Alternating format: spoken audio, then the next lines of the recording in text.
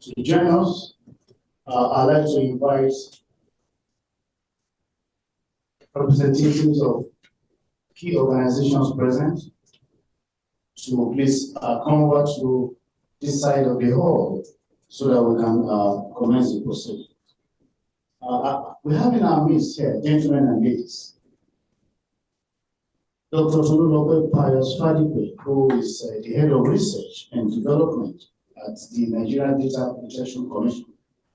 She represents Dr. Vincent Olatunji, the National Commissioner and Chief Executive Officer of Nigeria Data Protection Commission. Please put your hands together for her. I invite her to come to this side of the table.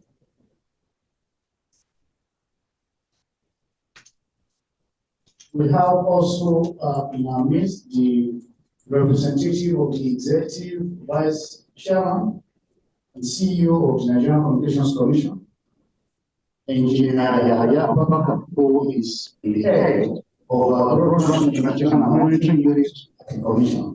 He represents the Executive Vice Chairman.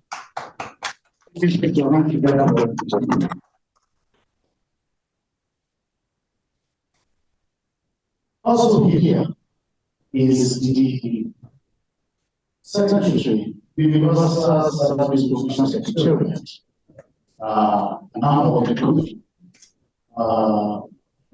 Mr. Yomi Arowosafe, I need you to please put us together. Mr. Arowosafe.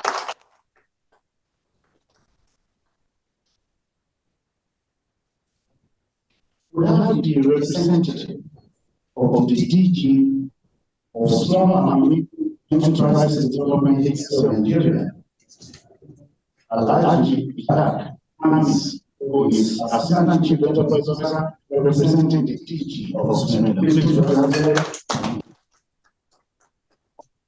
Also here is Mr.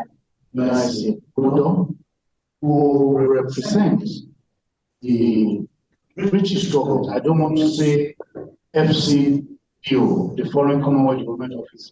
He's here wearing several hats, but he works with the FCDO. Please put your hands together and invite you to also join this. This program is endorsed by ADCOM. We have the Executive Secretary of ADCOM here, Mr. Ebuka. Please put your hands together for him. Thank you. Thank you.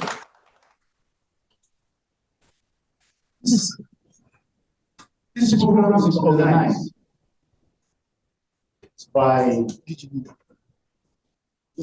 organized by the Initiative for Digital Inclusion, and the director is here. Mr. Osondu Nwokoro, please rise so you can be recognized. Please put your hands together for him.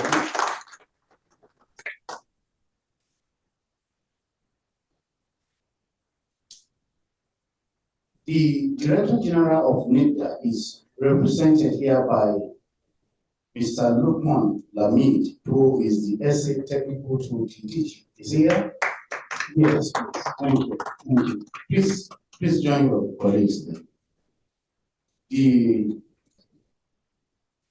Chief Executive of Galaxy Backbone Limited is also represented here by Dr. Nasser Shinkafi, the Chief Information Security and Business Connectivity Officer.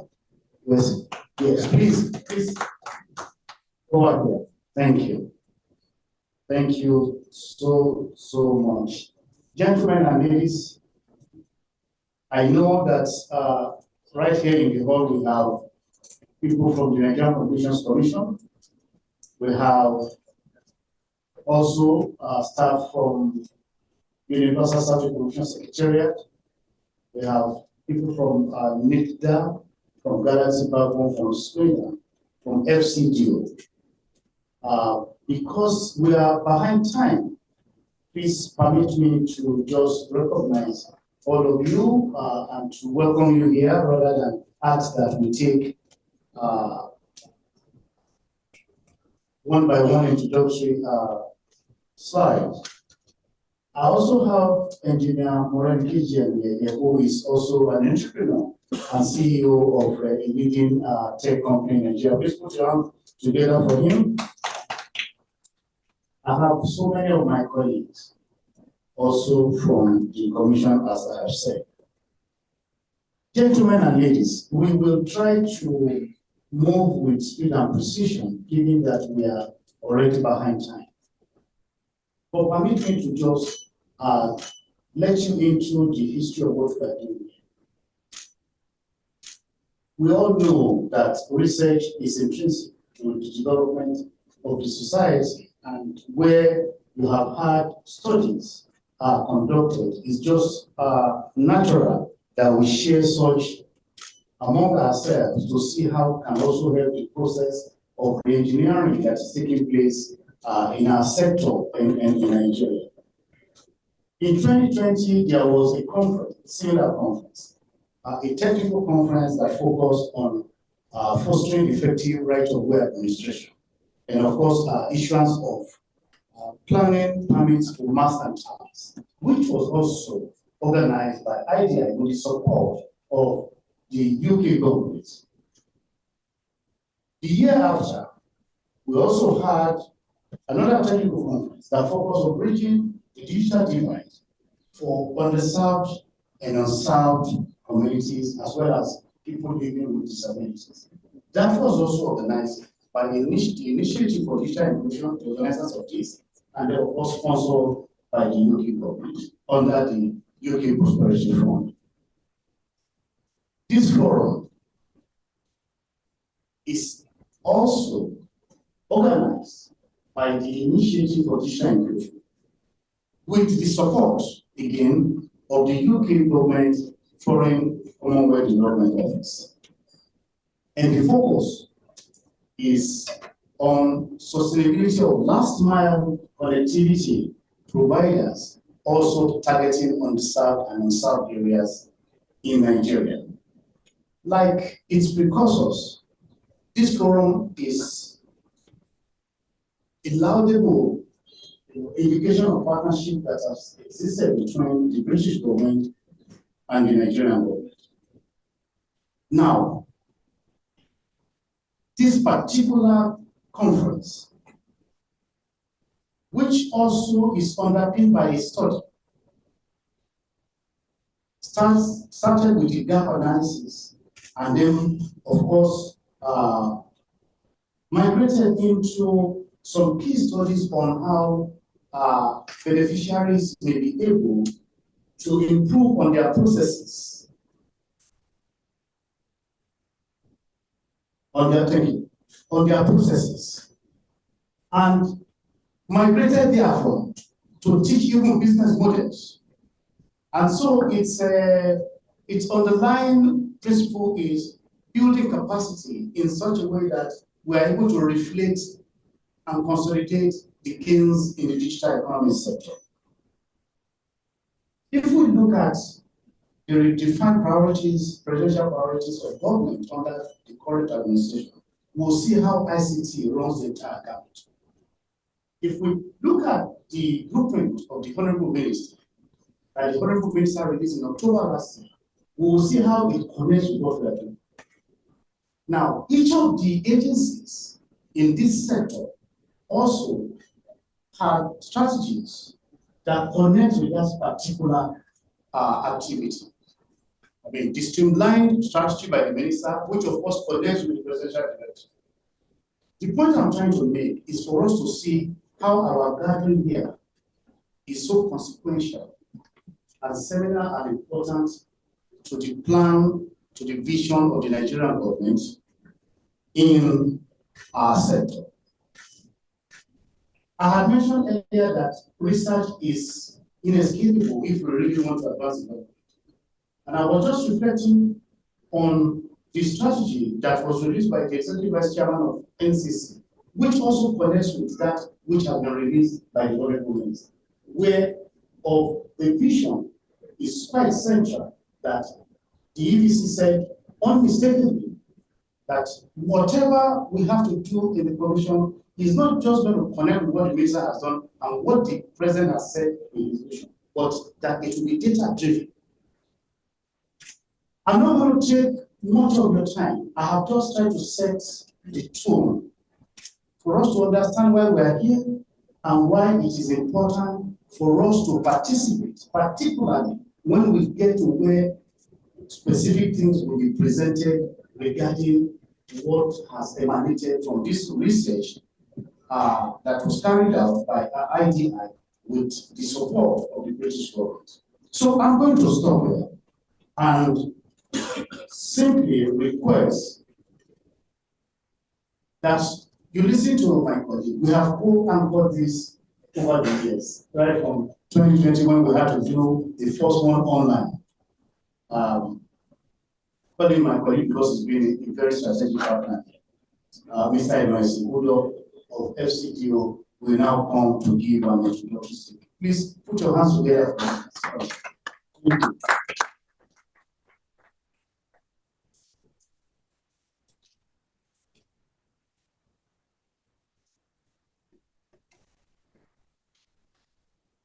Thank you, Doctor. We've now become colleagues. I agree. The only difference is where the NCC badge. I don't have one. Good morning, everybody. My name is Johnson, and I work for the UK government. I lead the UK's Africa Cyber Program as country in Nigeria. It's the flagship UK's cyber intervention program that covers Nigeria, Kenya, and South Africa. And previously, we did deliver that, including Latin America and Southeast Asia. I'm also the program advisor for the UK's flagship digital development program, the Digital Access Program.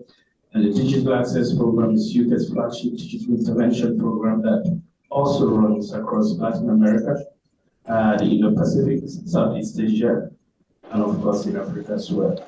I lead the program as well in Nigeria.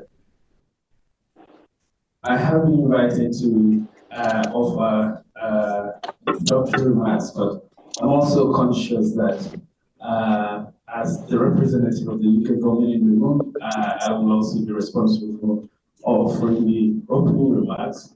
And I'm looking at Dr. that I combine both of them, and he has given me a PPA, so I will combine both of them. So first of all, I want to start on the protocol the doctor established and recognize everybody in the room. I want to thank the team from IDI for putting this together, organizing this really important conference. I also want to thank ARTCOM, the Internet Society of Nigeria, the Nigerian Communications Commission, and every other agency of government that has participated in either organizing this conference or supported the research work that has taken place, the capacity building effort itself, and the business model that was tested for last mile connectivity operations, led by the team from IDI, Osondu and his group, for the excellent work they have done.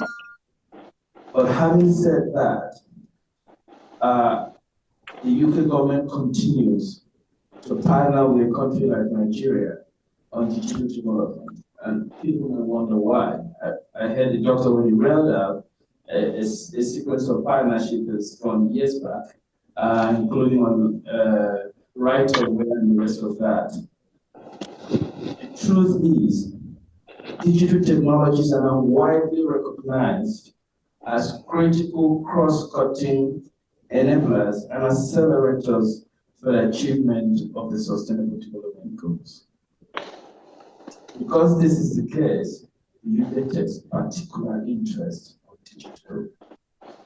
Advances in digital innovation, including artificial intelligence that everybody's talking about now, creates new opportunities for achieving the SDGs.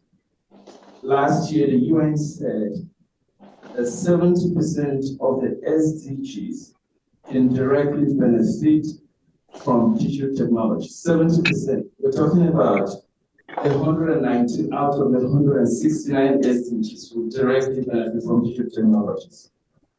Can help achieve critical goals like climate action, education, hunger, poverty. That is why the UK is interested in digital development. We also see digital is helping others are left behind. There is a report that a third of the world population is completely offline as we speak. About 2.6 billion people globally are not connected at all.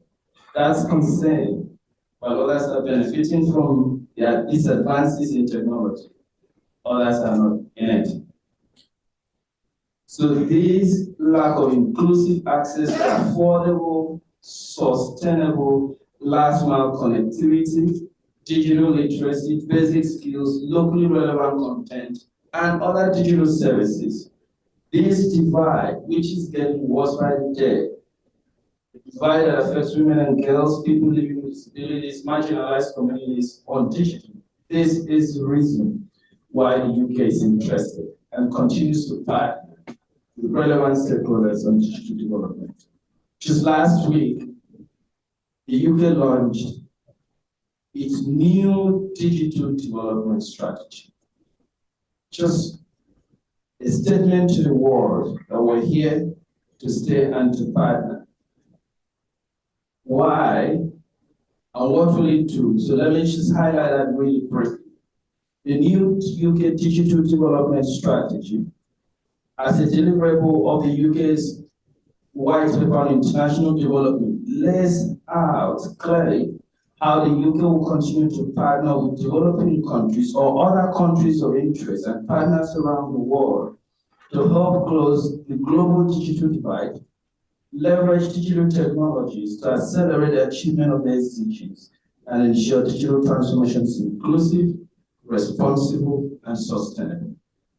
It's a bold statement from the UK that we have now launched a full-fledged strategy on our global engagements on digital development. And this is to span from this year, 2024, to 2030. The new UK's digital development strategy sets out 4 interconnected objectives that the UK aims to achieve over the next 6 years on global engagements around the subject. Digital transformation helping the economy to catalyze including government and society through digital inclusion, which is part of the subject we hear, ensuring nobody's left behind.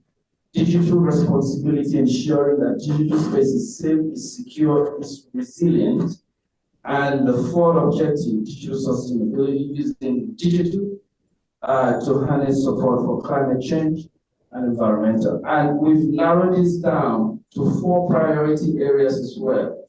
And you will not be surprised, last mile connectivity is number 1 on the list. The reason is, as I've said earlier, a third of the world is offline. That's concerning. 2.6 billion people. And in Nigeria, we know that there are people within this country too that don't have access. That we enjoy here. You open your phone and buy the internet. There are places you may go in this country and that's not possible. So because of that, last mile connectivity ranks number 1. So by 2030, the UK will have supported at least 20 countries to reduce their digital divide by an average of 50%, or what we say as halving the connectivity gap. That is the number 1 priority area for the UK on the new digital development strategy. We also have artificial intelligence, digital public infrastructure, and more importantly, marginalized groups like women and girls and people living with disabilities. Why is the UK continually interested in this? This will help us solve some of the world's most challenges of our time. And we look forward to continuing a partnership with key Nigerian stakeholders, not just IDI, not just the NCC, not just the Galaxy, but every single Nigerian stakeholder that is interested in advancing this cause. As we will listen today on the technical presentations, we want to collectively think together how best we can apply some of the learnings in our different capacities, in our different levels. So together, we want to be united by a shared vision and the drive towards achieving sustainable last-mile connectivity in Nigeria. Although this comes with its unique challenges, from infrastructure hurdles to economic realities, we know that if we come together, we can tackle these challenges. The UK is ready and will continue to partner with key stakeholders across Nigeria to ensure that the internet or digital access is affordable, is safe, is secure, is responsible, and everybody can partake in. Thank you very much, and God bless.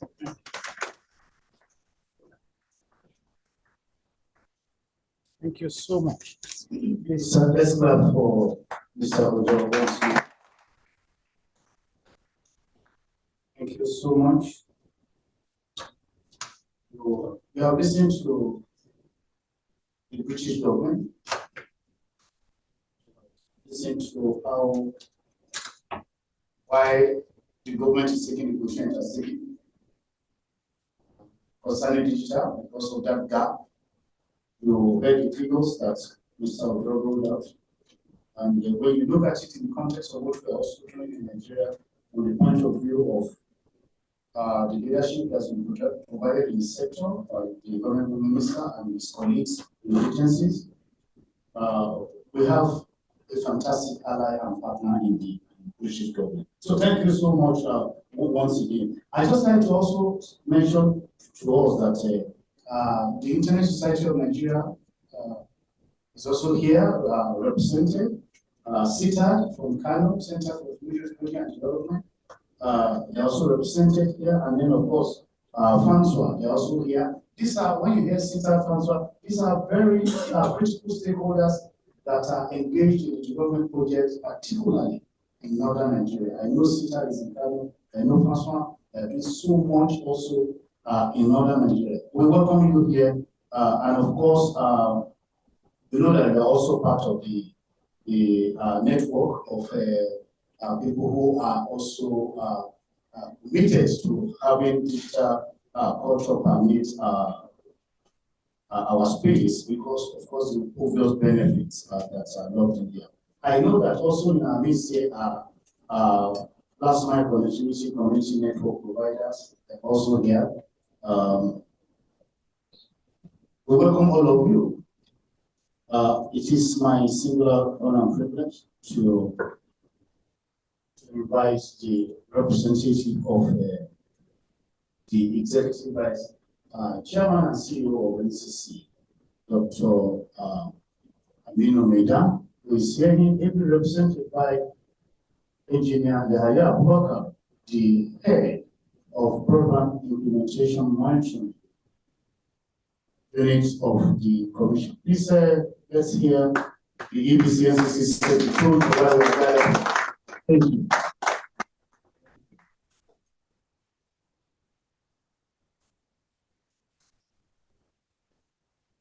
Thank you very much, Mr. Obi. Good morning, ladies and gentlemen, and warm greeting from the Communications Commission. My name is Yahya Abubakar, and I'm here to present the Executive Vice Chairman and Chief Executive Officer of the Nigerian Communications Commission, who is unable to be here with us due to exigencies of duty. So I can about engagements, but however, he has asked us to present him and to also present his speech. I am here today with Mr. Yusuf, the SA strategy to the agency. Mr. Yusuf is here with us, and I also have Mr. Abdul Latif, a staff of LCC for Digital Development Department. So having said that, ladies and gentlemen, permit me to present the EBC speech. The British High Commissioner, will be represented by Mr. Ojo, the Director General, National Information Technology Development Agency, represented by Mr. Rukman Diman, the National Commissioner, Nigerian Data Protection Commission, represented by Mrs. Toolkit, the MD and Chief Executive Officer of Galaxy Backbone, represented by Nasir Shinafi, the Secretary, Universal Service Provision Fund, Mr. Yomi, Arowosafe, the President, Association of Telecommunication Companies of Nigeria, Mr. Ajibola, all other stakeholders present here, gentlemen of the press, distinguished ladies and gentlemen, I will be in this speech. It is my pleasure to be at this very auspicious technical conference on last mile connectivity sustainability in Nigeria, organized by the Initiative for Digital Inclusion IDR, with sponsorship from Foreign Commonwealth Development Office (LCPO) of the United Kingdom, and endorsed by ACOM. Firstly, I would like to thank the UK government for its sustained interest and commitment to the development of the digital sector in Nigeria. This commitment has been consistently demonstrated by commissioning studies and projects through the Digital Access Program of SCU. These studies focus on topical issues such as improving right of way and site building permit administration. Additionally, there is a focus on digital inclusion of persons living with disabilities in a COVID-19 context, a cause which the Commission has always supported. The LCC, under the auspices of the Federal Government of Nigeria, has been relentless in its efforts to extend broadband connectivity across the length and breadth of our country. Our vision is clear: to ensure that every Nigerian, regardless of their location, have access to reliable and affordable broadband services. These visions aligns with our broader goal of achieving digital inclusivity and fostering socio-economic development. In our quest to deepen broadband penetration, the NCC is implementing several strategies and impactful initiatives to achieve national broadband plan goal of boosting the Nigerian broadband penetration rate to 70% by the end of the year 2025. In line with the strategic blueprint of the Honorable Minister of Communication, Innovation and Digital Economy, the Commission is actively engaging with relevant stakeholders to achieve a target of over 300 to 500% increase in broadband investment in Nigeria by the end of 2027. Our regulatory frameworks have been carefully designed to promote an atmosphere that encourages investment and growth in broadband sector. The open access model and spectrum sharing guidelines stand as testaments to our innovative approach to regulation, aimed at promoting shared infrastructure and efficient use of spectrum resources. People investing in their capacity and skills, as well as collaboration, are two critical drivers of our strategy. Through workshops, training sessions, and fora, we have fostered a collaborative ecosystem and equipped individuals with essential skills to access, manage, and use digital information and technologies effectively.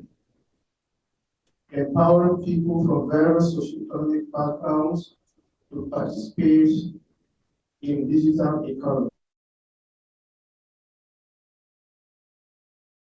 social activities online.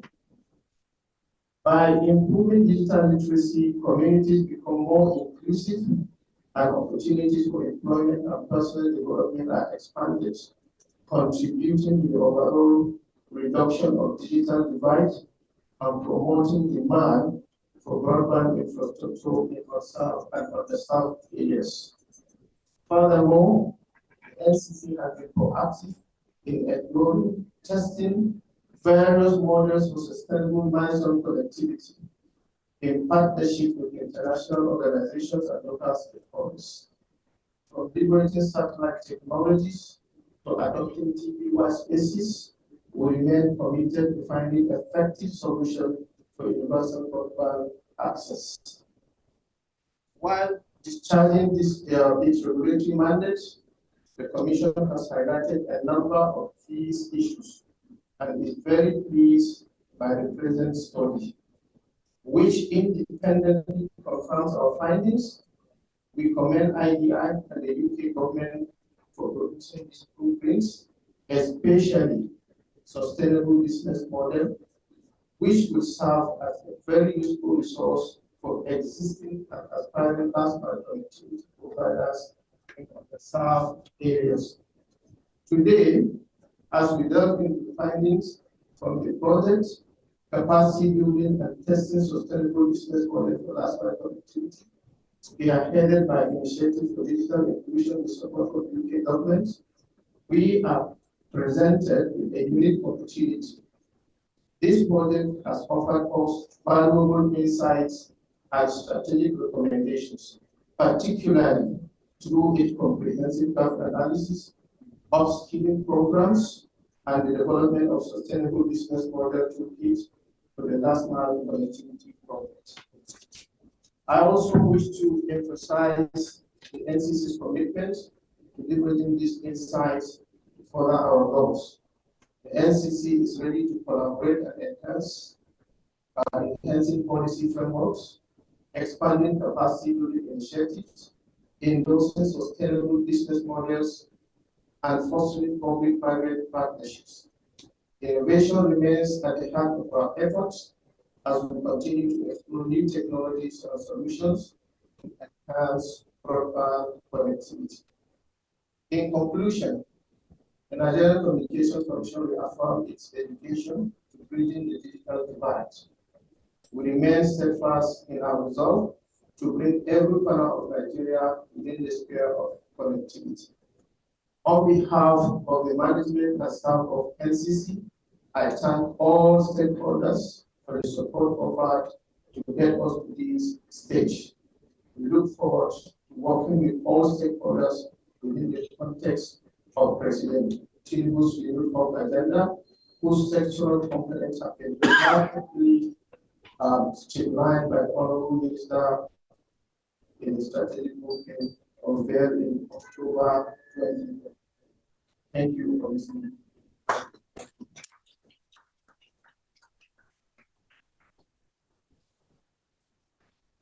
This deserves another round of applause. Thank you so much, Engineer Ebuka, for that presentation from the ABC of NCC, Dr. Aminu Meida. Gentlemen and ladies, I forgot to mention to you that this is a hybrid conference. At the last count, we have about 60 people already connected online. And I want to welcome those who are online to this forum and to apologize that we didn't recognize them earlier. So just so that we know that it's a hybrid conference, people are here in person and there are other people who are participating virtually. So thank you so much. May I bring the Secretary USPS here to give some remarks. Please put your hands together for Thank you, Dr. Lee.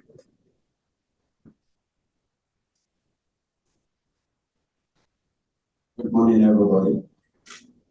Please, I will stand on existing protocols so that I will just quick at this. I'm delighted to be invited to deliver an opening remark. Thank you, the organizers of the event. We from Universal Service Provision Fund, I'm the Secretary of Universal Service Provision Fund, Yomi, and my team are here. Some are online, about 10 or so of them are online. So please yield to comments from online too as the event goes on. We Universal Service Provision Fund is a special purpose vehicle of the federal government to facilitates the achievement of the universal access and universal service in ICT and services in unserved, underserved, and rural areas. And basically, this is just to support social inclusiveness and social equity. And from this, you know that it's drills through to the sustainable development goal if we look at it deeply. So, the Universal Service Provision Fund is an intervention activity that the government so much put a lot of effort in, just to ensure that telecommunication or ICT services are available in this space. And we are looking at places where the mobile network operator finds it difficult to go to, and or maybe unviable, or they do not see any reason why they need to go there. That is why the Universal Service Provision will now go to those areas. And we have our strategy for doing all this. And that's basically through funding. We have subsidy and we have grants to address these gaps, because there are actually digital gaps within the system, within the country. And the gaps are to fund, and the funds are to make provision for gaps in connectivity gaps and access gap basically in rural areas. So when we look at it, we have villages, areas where there are no network. We identify those and we go there. And we fund through licensed operators of NCC to go to that area and provide infrastructure there. In a subsidized rate, we provide subsidy, not local fund. So we've done that since inception of the Universal Service Provision Fund and up to date, which we have done quite a lot of base stations, which we call towers, and we have provided quite a lot of access projects to ride on those connectivity projects.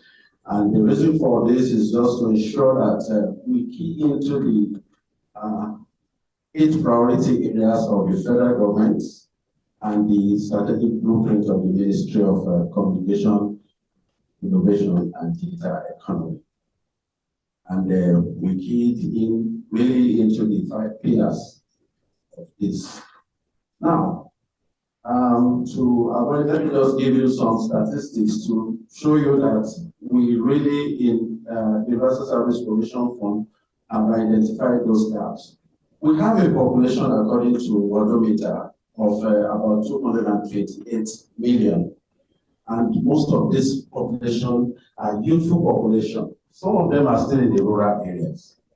We have a geographical space of 923,000 square kilometers, which is quite a very wide land mass. So that can account for why it will be difficult for operators to just look at a very wide space and begin to deploy resources. They have to make profit. So that's why we look at all these statistics. And above all, we have a key statistics that we are key dependable information that we use in USPF, which is called Access Gap Cluster Map. That is our major document that determines where we deploy our resources in Nigeria. The Access Gap Cluster Map helps us to determine where we deploy these resources, where there are gaps, digital access gaps in the system, and so. So we look at it and we now identify that, we need to go to a small village in Zamfara State and do this. A small village in Africa, around Africa, and do this. A small village in Kogi State, and do this. So these are the areas how we determine. As at the last hand, we have the last study we did in 2022. We had cluster gaps of 97 clusters, which range around 27 million people in that range. You can see that that gap is high. And anyhow, if we do our review this year, it may go up or down. It depends on the situation of things, because you can see that quite some mass towers have been decommissioned in 1 or 2 places, probably for one reason or the other. So we look at all these challenges, and we will just key in. And we took note of some information from the country lead of the Digital Access Program country lead, FCDO. He mentioned that digital development or innovation is an accelerator to achievement of sustainable development goals. Yes, that is very good because we do have hidden to identify that social inclusiveness and social equity is a very key aspect of our areas. We identify too, when you mentioned 1/3 of the world population is offline. Yes, and that is why we are doing all these things. And above all, you mentioned that 20 countries, by 2030, UK ID or maybe the local government will be bringing 20 countries out to bridge the digital divide. We want to be one of these 20 countries that we want to bring out of this. And that is why we will tell you that we need some engagement from the multilateral agency. Yeah, so please, we'll be looking forward to such an engagement because we are, a part of our strategy going forward is looking at alternate sources of funding of these gaps. And we'll go all through with you to ensure that we do this. So in all, we want to tell you that we want to collaborate. We are ready to collaborate with the IDI and the UK ID and the FCDO. We want to collaborate with all other stakeholders to ensure that by very soon, don't let me mention a certain time, very soon, we'll be thinking the way some other countries are thinking. I was in Dubai during the WRC, and I was rushing to meet the head of Universal Service Provision, Universal Service Fund in Dubai, and he said, "What am I talking about?" I was wondering. So he said, "What? That they don't do things like that here because they've gone beyond that stage." And even some other countries, even if they call it Universal Service Fund, it's not the same concept that we are running here. They are looking at 5G. They are looking at other things, maybe supply of ICT devices in some places, not providing of connectivity again. Because the operators, the licensed operators in that area have taken care of all those things. So I'm looking forward to collaboration from UKID, you say that so many other multilateral agencies so that we can have something better, or the bilateral agencies too, so that we can have something better to work with. Thank you very much. Universal Service Provision Fund is ready to collaborate with everybody. Thank you.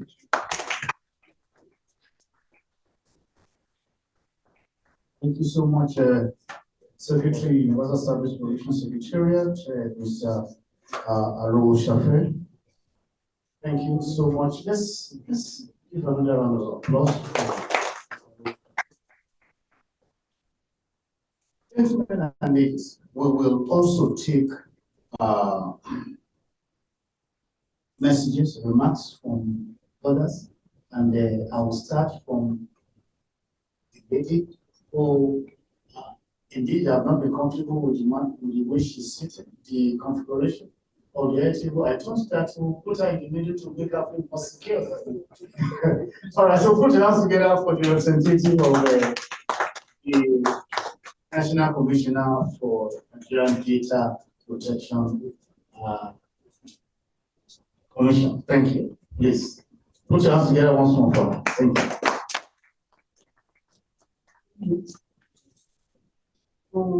To start on existing protocol.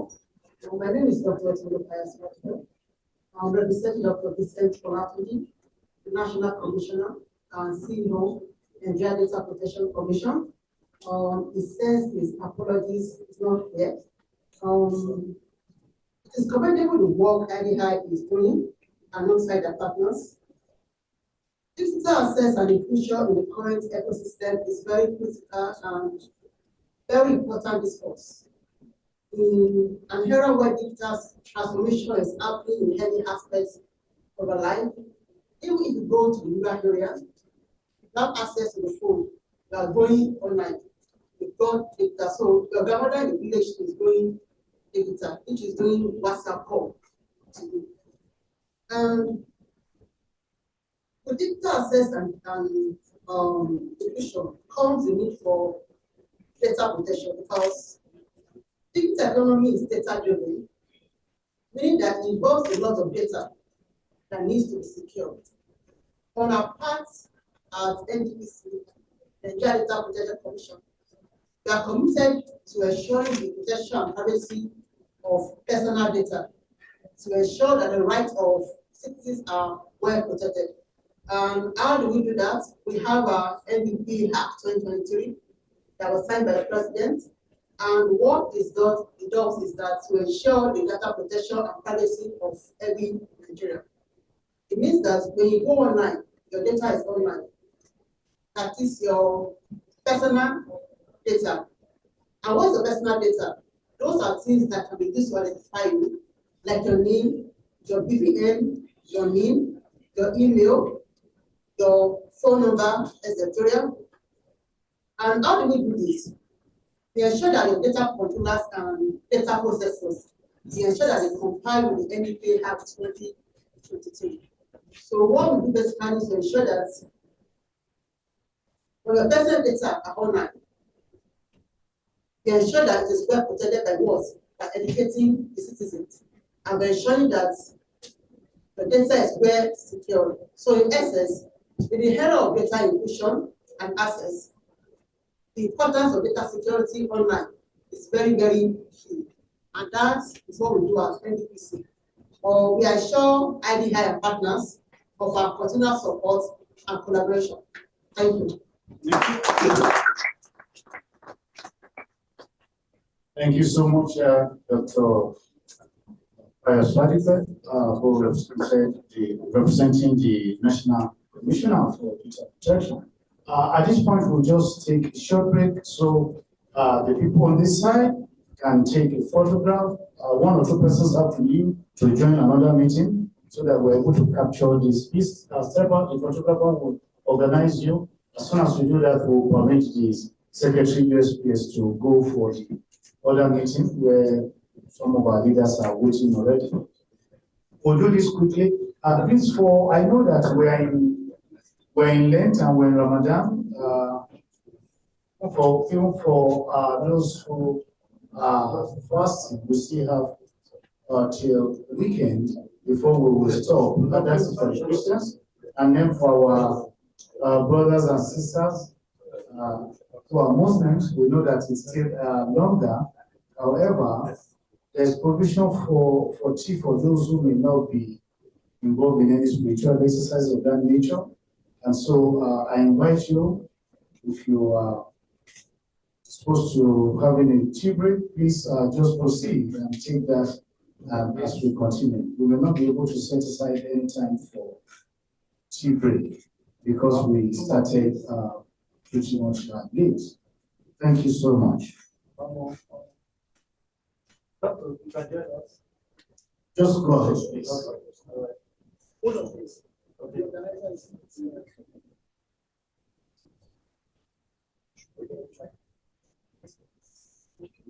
Okay, yes. Thank you.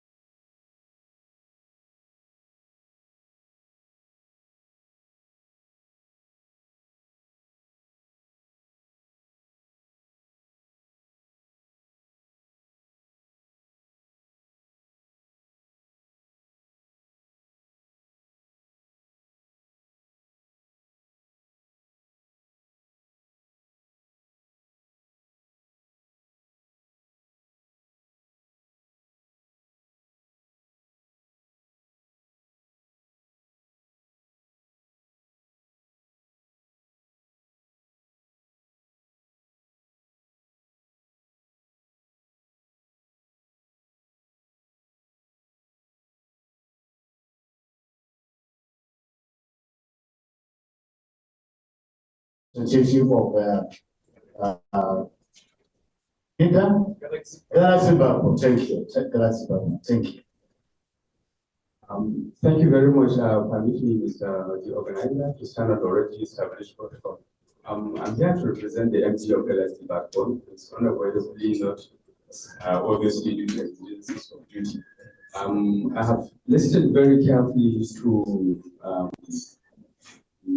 Mr. Udo, my good friend from FCO, presenting also the government.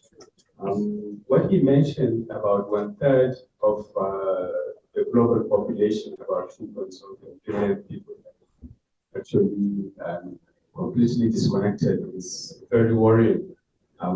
Recently, I was going through a research, and it appears that globally we have about 60% that are connected, but about 30% usage gap, with about 5% that are actually not connected.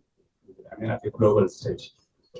When you come back to sub-Saharan Africa, it is reversed actually, because we have about 30% that are connected, about almost 59% usage gap, and then about 15% that are completely disenfranchised. Now, that is a very serious issue, because even when you look at what is going on today with regards to the AI adoption, the global south, which is largely the African countries, are actually in trouble, because without connectivity, there's no way you can have access to data. Otherwise, you'll be using algorithms that will be leveraging on someone else's data, and thereafter, you will be in trouble, because you have issues around ethics, issues that has to do with your own culture and the value system. And what that means is we need to work really very hard as a people, as a community, as organizations, to ensure that we enhance that connectivity within our own space. Now, LXD Backbone, as an agency of government, largely what we're doing is to ensure that we boost that connectivity first within the public sector, and then thereafter, to whoever needs it. I think there is a very serious intentional approach and strategy by LXD to ensure that leveraging the strategy and blueprints that the federal government is launching through the Ministry of Communications and Digital Innovations and Digital Economy, these things are realized. It is important to note that we need to bring in within Nigeria the subnationals, and the state government needs to leverage this infrastructure a lot. We have about 30 states that are connected to the national ICT broadband infrastructure, but yet when you check how many states are actually using this infrastructure, and that's where the usage gap comes in. So we need to see that we do a lot in terms of layering applications on top of this infrastructure that will make people to use it, provide a lot of access to devices, affordable devices, so that the people in the villages can actually use the services. Where the infrastructure is there, we need to do more, but then people need to value it. I recently went on an assignment on Smart Africa at Rwanda. An opportunity gave me Project Cell. I met IHS there, they have a very good footprint there. And I realized that in Rwanda, they have almost everywhere connected. So I asked them, because I read one statistics again from NCC, that we do have utilizations of fiber infrastructure, which is really critical national infrastructure asset. Almost like 40,000 of them, at a given instance. So I now asked them, how do they manage vandalization? They told me the infrastructure is not vandalized. Why? The simple answer is that the old woman in the village understands that that infrastructure that passes through her home is actually allowing her to do first some simple transactions with her phone, if she needs some money, how to talk to her children, and how to get access to her doctor. What this means is that people need to understand the value that is riding on this infrastructure. And thereafter, it's not just about internet today. That serves as just a means. There are other things that need to be laid on it, so that when you have access to those facilities and you appreciate that there are a lot of applications that you rely on them for your day-to-day runnings, a lot of things like that, you will protect it yourself. So thank you very much for giving me the opportunity to speak, and I wish you a fruitful discussion. Thank you.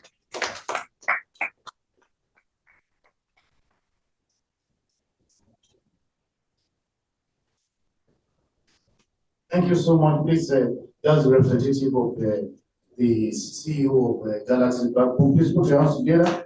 He's giving us some very insight into what's happening and what we need to do.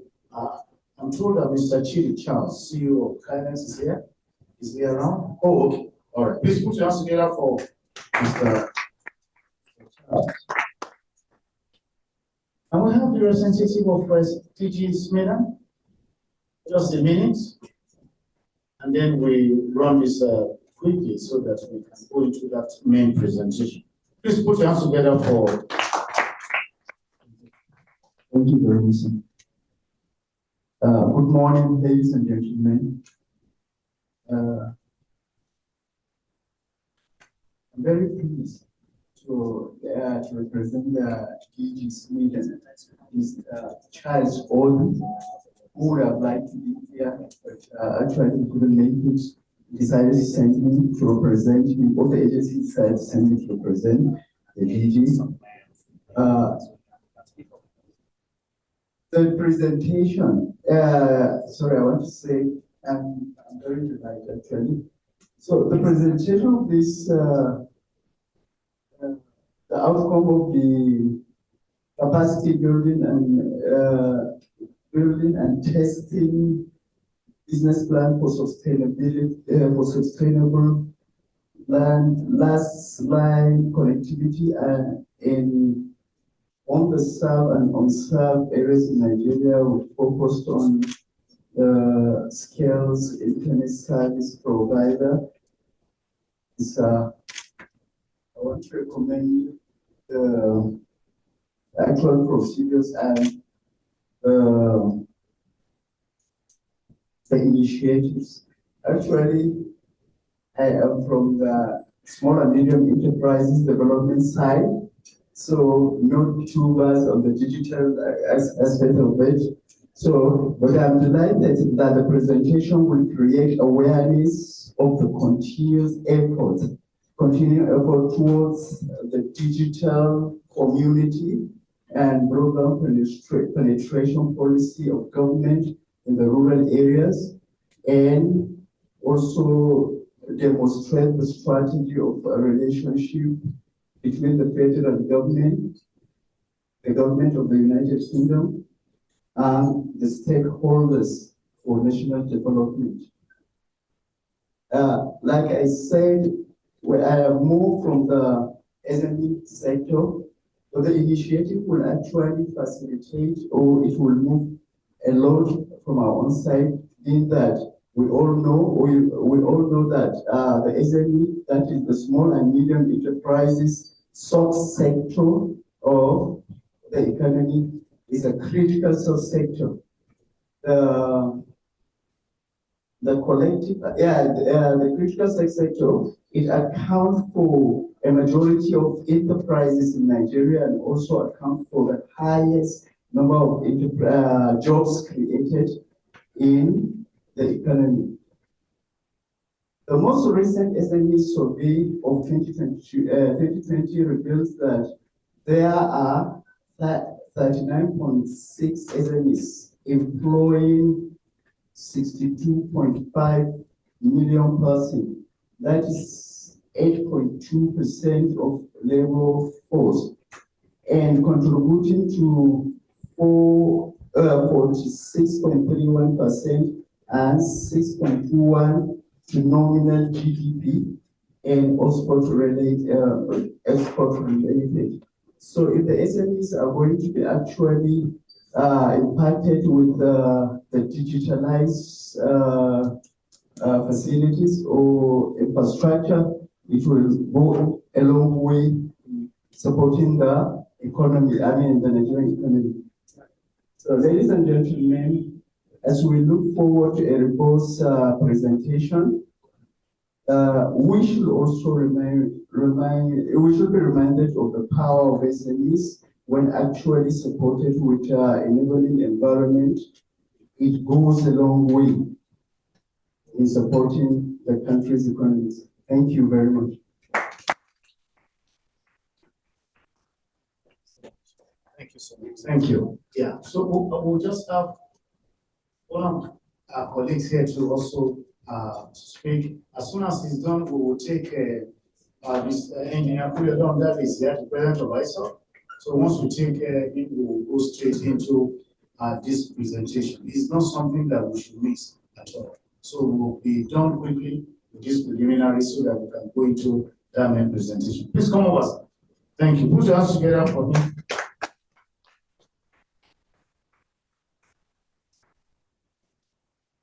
Good day all.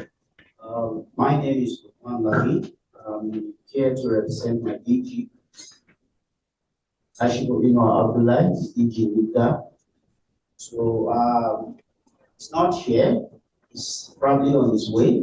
He can make it today to be here as well. But I just have to represent him because of another assignment.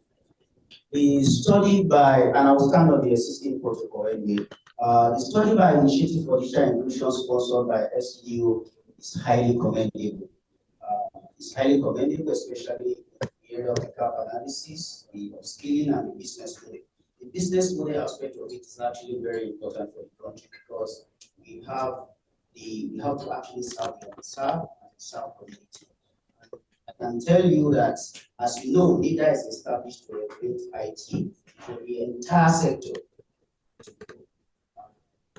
IT, there's no sector in Nigeria that you cannot, without IT, remove IT from banking industry today, what happens? So we need to ensure that IT actually supports that sector. But in doing that, connectivity is very key, especially in the underserved and unserved community. Taking it to the last mile is very key. Saying that digital economy without connectivity, so it's a lie. So the outcome of this project is actually going to help us in NIDA because we have a strategic plan that has about 2 pillars that are actually connected to this in terms of digital literacy, promoting digital literacy, and also promoting inclusive access to digital infrastructure and services. There's no way you can have inclusive digital infrastructure, especially services, without connectivity. And that is why this actually will help us ensuring that we're able to connect the unconnected and ensure that all of them are coming to the digital economy space. And we're looking forward to a situation where digital economy will be contributing a lot to the economy of the country. In view of this, we're looking forward to collaborate with Initiative for Digital Inclusion and FCDO to deepen this and ensure that this outcome is actually applied and also ensure that it increases the digital economy space in Nigeria. Thank you so much.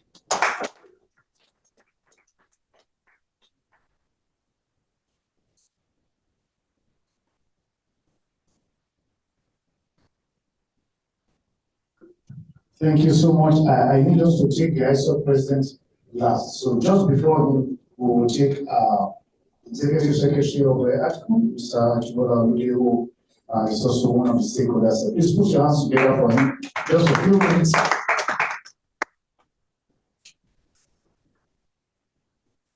To stand on the existing protocol. As you know, ATCOM is charged with the responsibility of ensuring that Nigeria across the length and breadth of Nigeria is connected.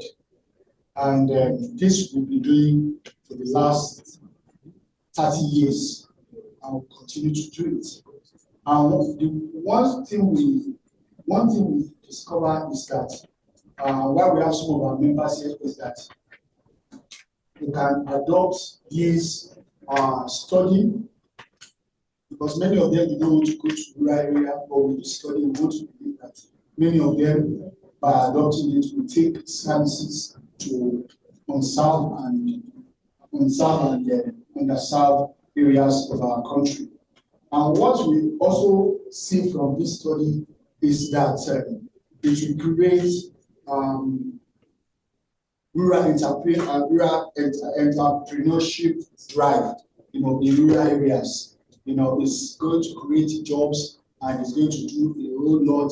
And another thing which we believe is going to do is that if we can have more people connected in the rural area, it will also have positive impact on the contribution of telecom and ICT sector. So this is what I have to say. Thank you. Thank you. Thank you so much. Engineer Olorundare, please. Please put your hands together for ISOC President.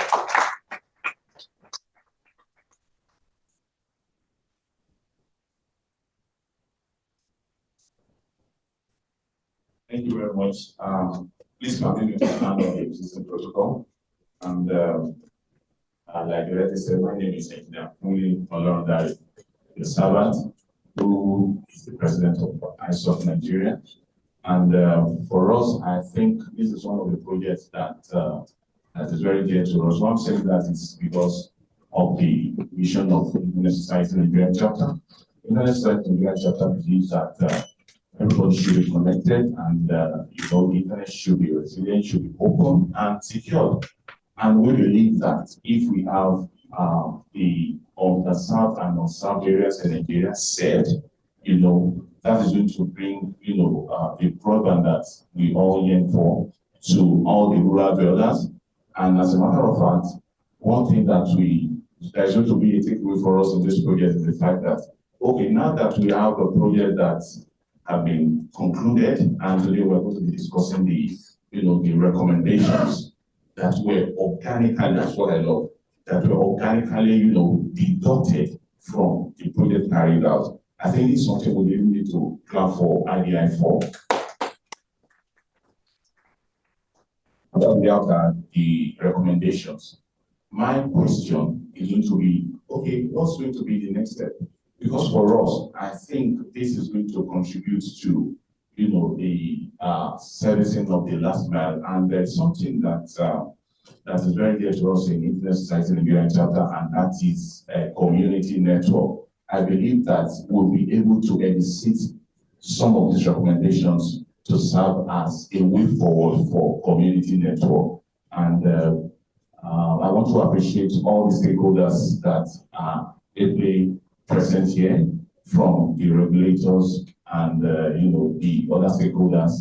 I believe so much that this is one of those collaborations that we should be having, all the time. Why I'm saying this is because for us to have a very good result in the ecosystem, we should always collaborate. And when we say collaboration, it's not just a matter of coming together to discuss issues like this. After the discussion, there should be action plan. We need to take action based on our discussion. And I want to encourage this, gathering that please, after this, let us look for a way to work on all these recommendations so that our ecosystem will be better for it. Thank you, and I appreciate this effort. And we are so much excited to collaborate on this project. Thank you, sir. Thank you. ISOC is a collaborator on this, and so just so good to know. I'm not sure many of us know that Engineer Olorundare is a staff of the Nigerian Communications Commission. Is there anybody here who knew prior to my announcement? You do? Thank you. He's a principal manager with the Nigerian Communications Commission, and he's in Spectrum Administration Department. So we are so happy to have this program dimension in such that NCC is playing so critical roles. Yeah, please put your hands together for us. Thank you. All right. So now to the meat, and I'm not sure any of us will want to miss this. And I also want to appeal to those who are connected virtually to please be attentive. If you haven't been attentive, if you haven't been listening properly, please ignore all distractions and then let's get focused. This is the critical point that we need to get to gain so much from the studies. And so it's my privilege to invite the Director, Initiative for Digital Inclusion, Mr. Osondu Nwokoro, to give us some overview concerning this particular study. Please put your hands together for that.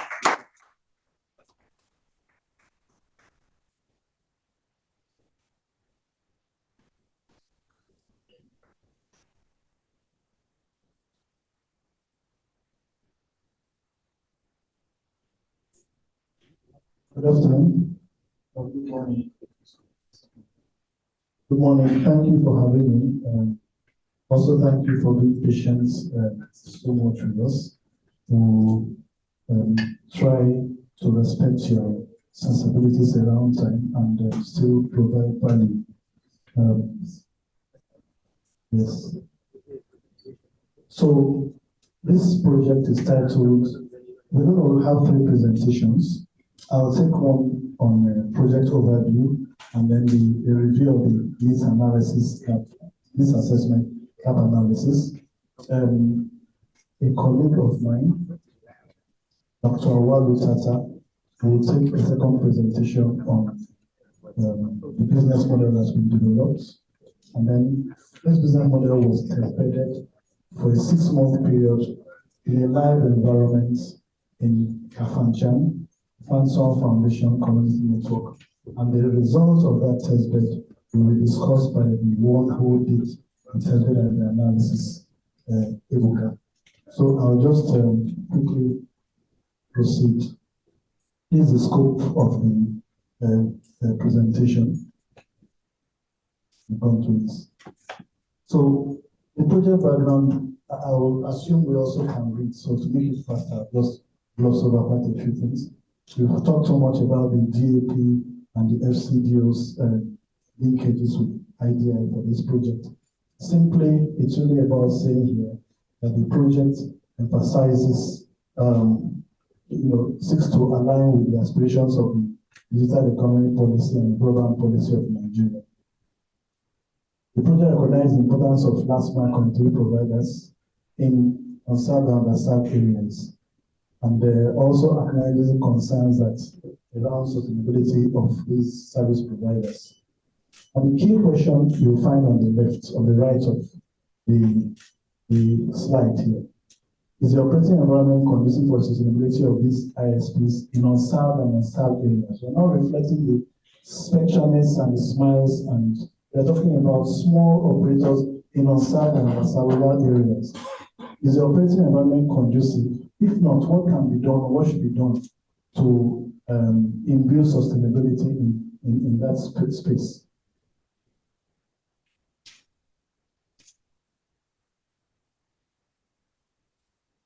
So basically, the project was executed over 2-year cycle, 2022, and we did desk research, field work, one-to-one engagements, the whole gamut. But I just want us to see point 4.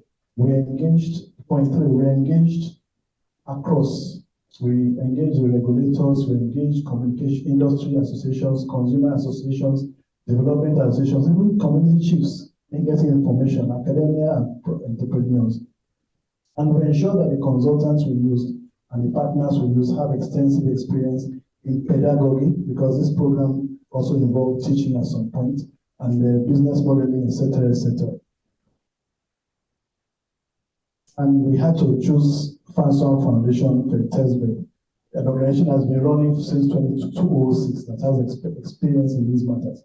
So the needs assessment, basically, the ordinary ISP market covers the mobile operators because they provide internet services, the fixed operators, the hotspot providers. I see our friend KG somewhere there, quite a few. But it also covers, about internet service providers who provide internet service access at the last mile level.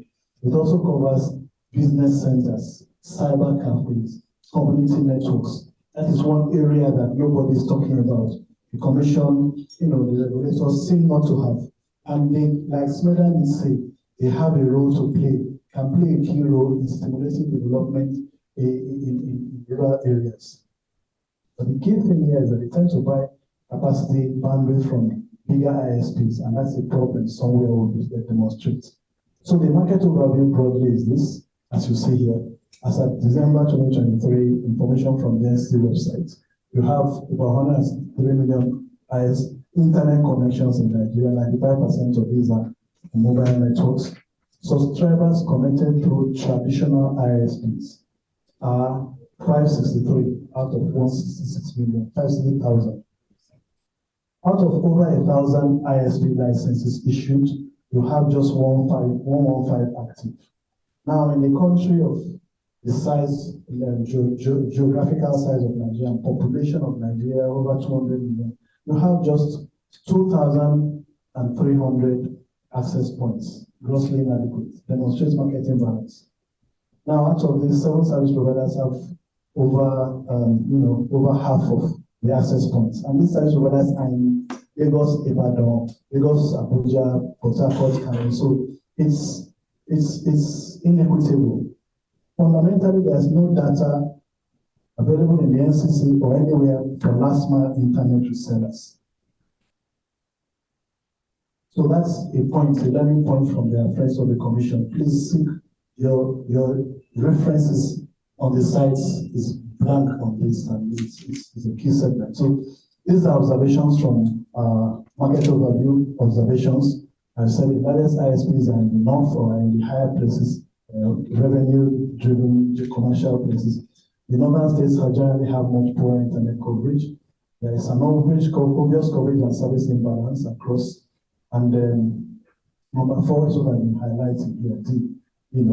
They are not considered, but they play a key role from our findings in the north. Cyber cafes, business centers for internet access.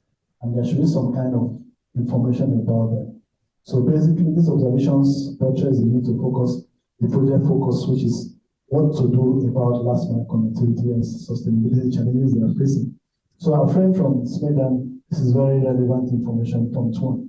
The relevance, the connection between our enterprise and labor and Sweden is this. These last mile connectivity providers can actually play a key role in national economic growth. These ones in the rural areas and side areas, the cyber cafes, and if they are adequately stimulated. Sweden has said, and NB Bureau of Statistics has given these figures as to how relevant, how productive the that segment can be in the industry as at 2020. The figures our friend from Sweden referenced earlier on. So they have a lot of attention, which, like I said, is not there. That's we keep on repeating. And also from a policy perspective, the broadband policy, the digital economy policy, makes no reference to these service niches. There's no role to them, no assignment to them. It's like they're not existing. So, as at 2017, the NCC had actually said observation on industry vulnerability. That's a key finding, the second key finding, that ISPs are concerned about the business model viability of what they are using, and we were saying the screaming headline of that day was Nigerian ISPs are dead. And our finding actually showed that the business model they are using is defective, and that's a key reason why they are not supposedly unviable or unsustainable. So there are three factors, that impact on this issue. 1, the issue of sustainability. Are there adequate regulatory policy interventions and initiatives that will support the growth of the industry? I simply put it this way because of time. If you do not recognize or identify the industry of the niche, you cannot develop policies. They are out of mind. They are out of sight. So the summary is that the NCC has no focus on them. And the starting point should be you must focus on them. You will find this thing constantly being repeated. So there's the second issue of market vulnerability. You find the bigger operators tend to resell capacity to the smaller operators, and they are competing in the same space, so to speak. So the bigger operators will squeeze them, and there's no provision, there's no protection. Again, back to that matter for these smaller operators. And then also found out that they have capacity constraints. So part of this project required us to conduct a masterclass, run over two cycles, 2 years, across the 6 geozones of the country, online and outside. Almost 400 people were trained. The process that we are talking on how to raise finance, project management, strategy, data privacy, and protection, and advocacy, network intelligence, network technology options. Then we also do a specialized course on bandwidth cost modeling. So they know how much they should pay for every bandwidth they buy from the regulator, from the other service provider, from the bigger service providers. We had to do because we found out there's a big gap in that area. They have no ability to, they have a problem with the capacity content. So one, even among the ISPs themselves and the small scale, there's no awareness as to what the role they will play toward attaining the MVP plans. Again, because the MVP plan did not highlight it and did not been galvanized together by stakeholders such as the NCC and even us, civil society, to say this is the role you should play. So while we say NCC has not done much, could do more, we in the civil society space, ASCON and CO and also independent NGOs should also do more to educate these segments of the industry. So there are no targets for the ISPs, like I said, in the broadband plan. So they are just not there. It's not because, unfortunately, we are looking at the quick option. The mobile operators will make us attain the broadband internet penetration aspirations and targets. Another issue, again, this will be emphasized. There's usually what's called the regulatory impact assessment.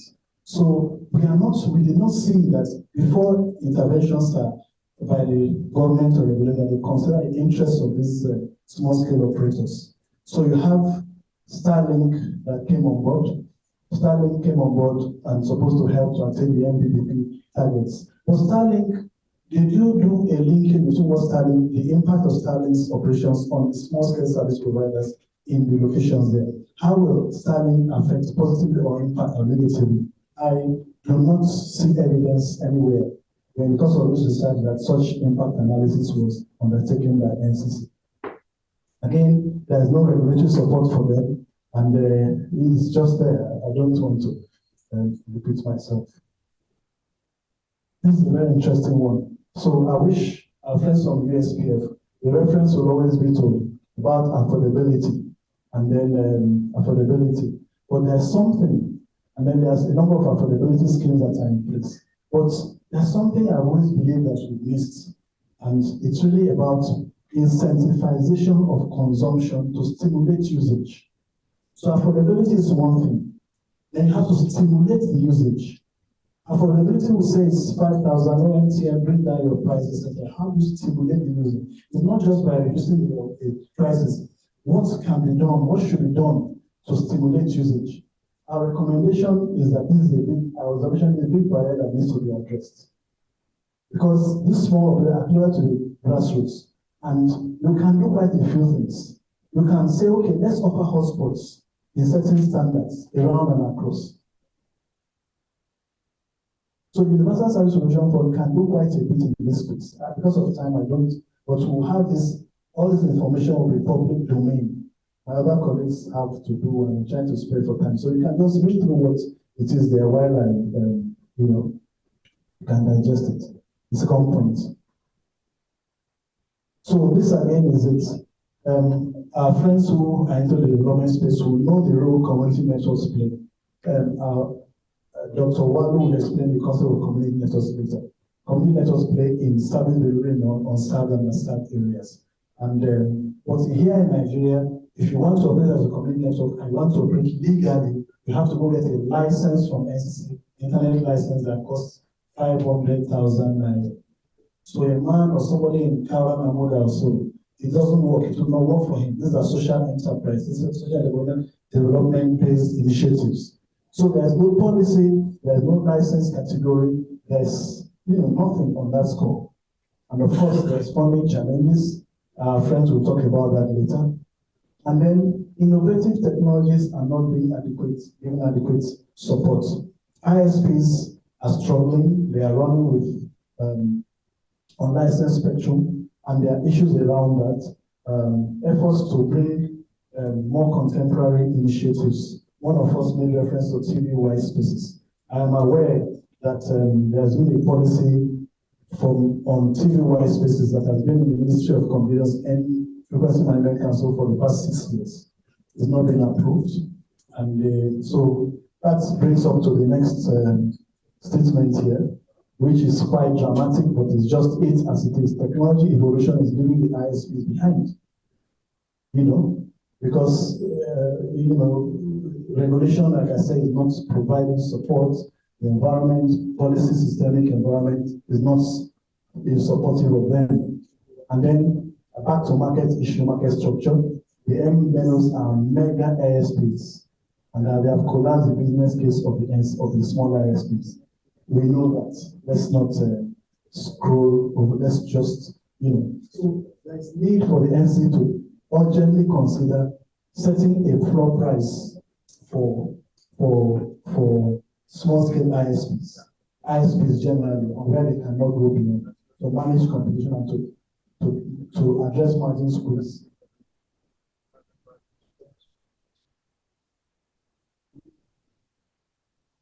So we come back again to capacity constraints. We also, I acknowledge that our research shows that a number of the ISPs and small scale have governance structure challenges. They don't pay emphasis attention to governance. And of course, they breach contracts, they don't understand, or they don't. So that is an area where they need to be. And that's why we took part of it, also we took their compliance in the master classes. So of course, the slow rate of ISP growth automatically is a symptom of systemic collapse. The documents on this is about 80 pages. It will give you all the information. It will be on our website, uploaded shortly after the event. You get more detail about it. But basically, capacity constraint is an issue. And then our recommendation is by bridging the systemic gap. How do you do that? That's a major problem from the systemic. The market imbalance can be managed if you address the systemic. The access to policy support will be managed if you address the systemic. Capacity constraints and governance is internally exclusive, and that can be managed somewhat within themselves. So we divided into short term, medium term, and long term. I just want to make, for use of reference, I want to just also look at this box. I think this captures what we want to do. It's faster for us. The long stories there we can put it. So basically, we are saying things like conduct an inventory to know exactly where the status of this source segment and unrecognized segment of the industry. What's happening there? Determine a floor price for data access. First 6 months, that can be done easily. Then the responsibilities were also highlighted there. Now for training, I want us to point out quickly that what we're saying here is that we have an agency like the TBI. The TBI can actually have there's also a trainer for the industry. TBI can have a training program, a structure for ISPs, small scale ISPs, in this training, in this curriculum that will help this sector. And it will be part of what possibly the USPF can sponsor. There are quite a few we're highlighting here. What technology review you need to determine, and carry out impact analysis before and then this number 4 or number 5, review of wholesale pricing framework. We need to get a balance there so that the mobile operators or the sellers will not margin squeeze the smaller who buy capacity from them. And that's why we took a class on bandwidth modeling, cost modeling for them. And the broadband plan nicely is due for review next year. I believe that so that the next version will find a role for recognizes LMCPs. And then subsidy, like the DG of USPF there's actually a provision in the NCA Commissions Act that says that mandates the USPF to provide support for community-based operators, and put in now section 118 of the NCA. Please just reference in section 118 of the NCA. Mandates the USPF to provide support, funding support for community-based operators. So it's actually a mandate, an obligation on the USPF that has not been looked at for as long as that act has been there. So now is the time to go in, look at it, use that as a basis to motivate for the development of a community network policy. Because before you engage them in compliance with that provision, you have to have a framework around it.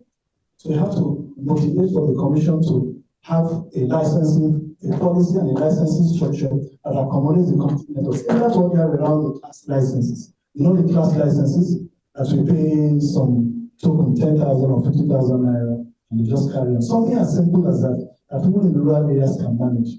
That's the thinking we have. And then, that's the story. I will leave my friends, Dr. Auwal, to continue from here. Thank you. And we're moving to the questions subsequently. So Dr. Auwal, I may not want to say this. Dr. Auwal is the brain behind this business, this sustainability toolkit.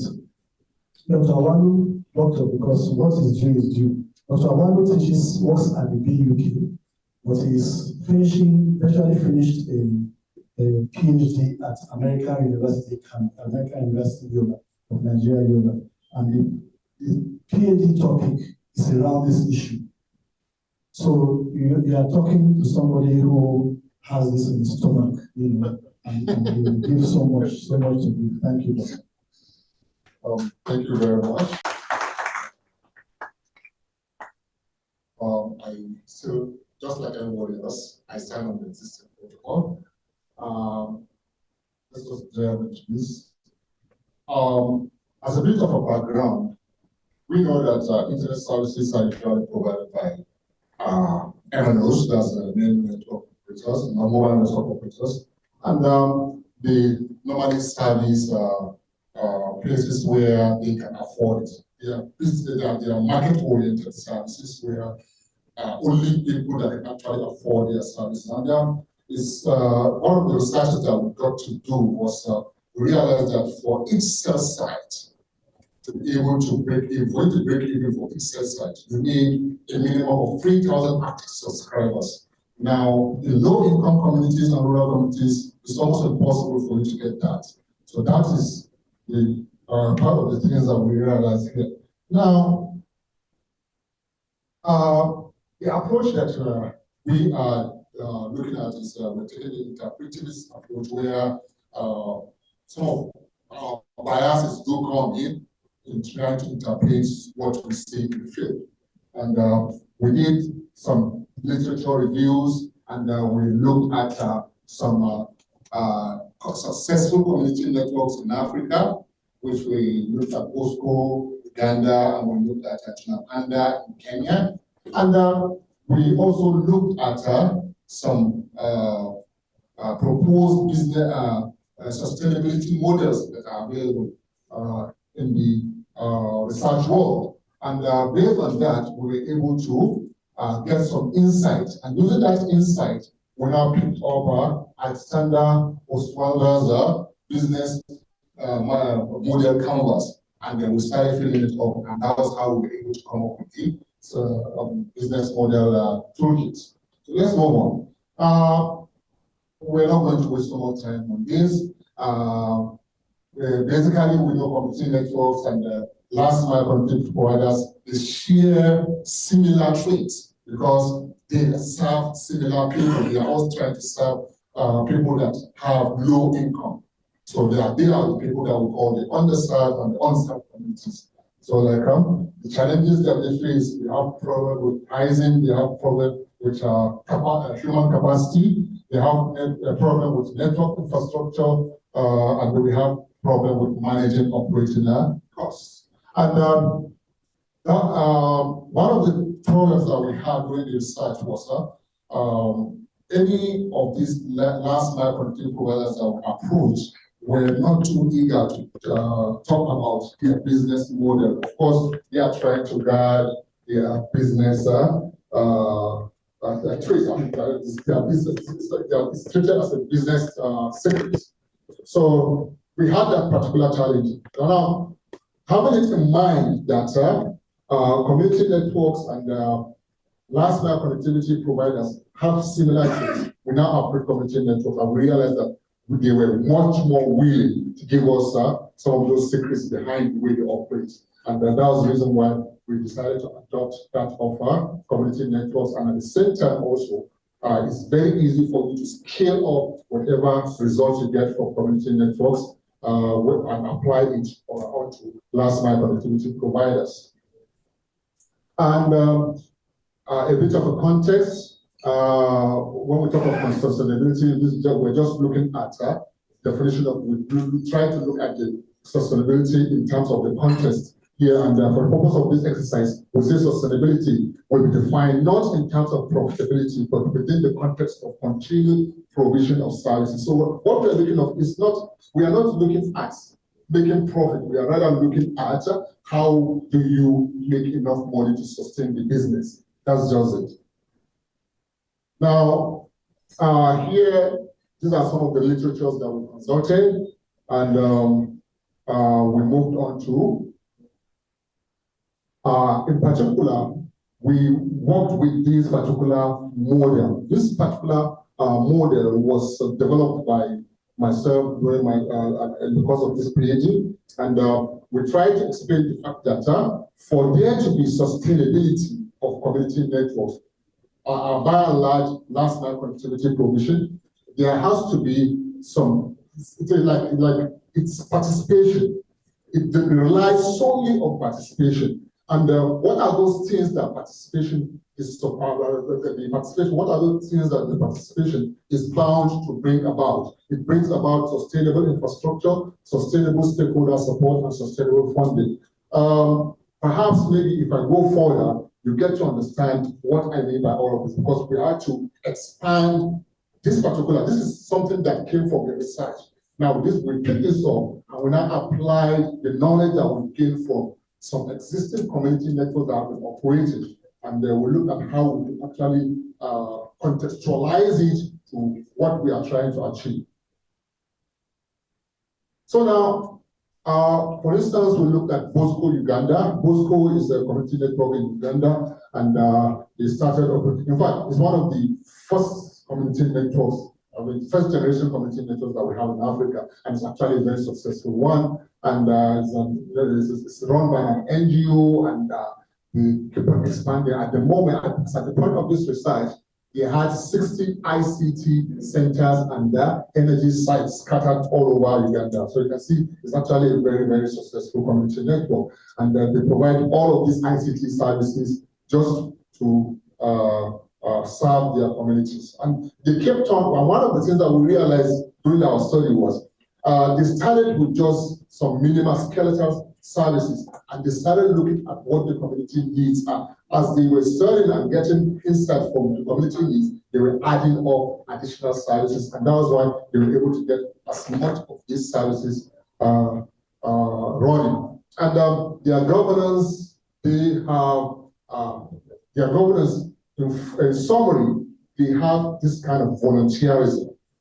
Everything that they are doing, or everything they do, depends on the ability of the people of the community to volunteer. And even the people that are coming from outside the community, they are not coming in to make money. They are actually coming in because they believe in the concept of community network. They believe in serving people. So like, it's more of a volunteer kind of thing. But at the end of the day, they realized that as they were doing the volunteerism, the network, as it's growing, then the network of Bosco Uganda was making additional money for them to be able to do additional things, and probably maybe add up to whatever stipend that they try to pay those, or that they try to, I won't call it paying, they're just trying to support those volunteers, at least to meet some of their basic needs.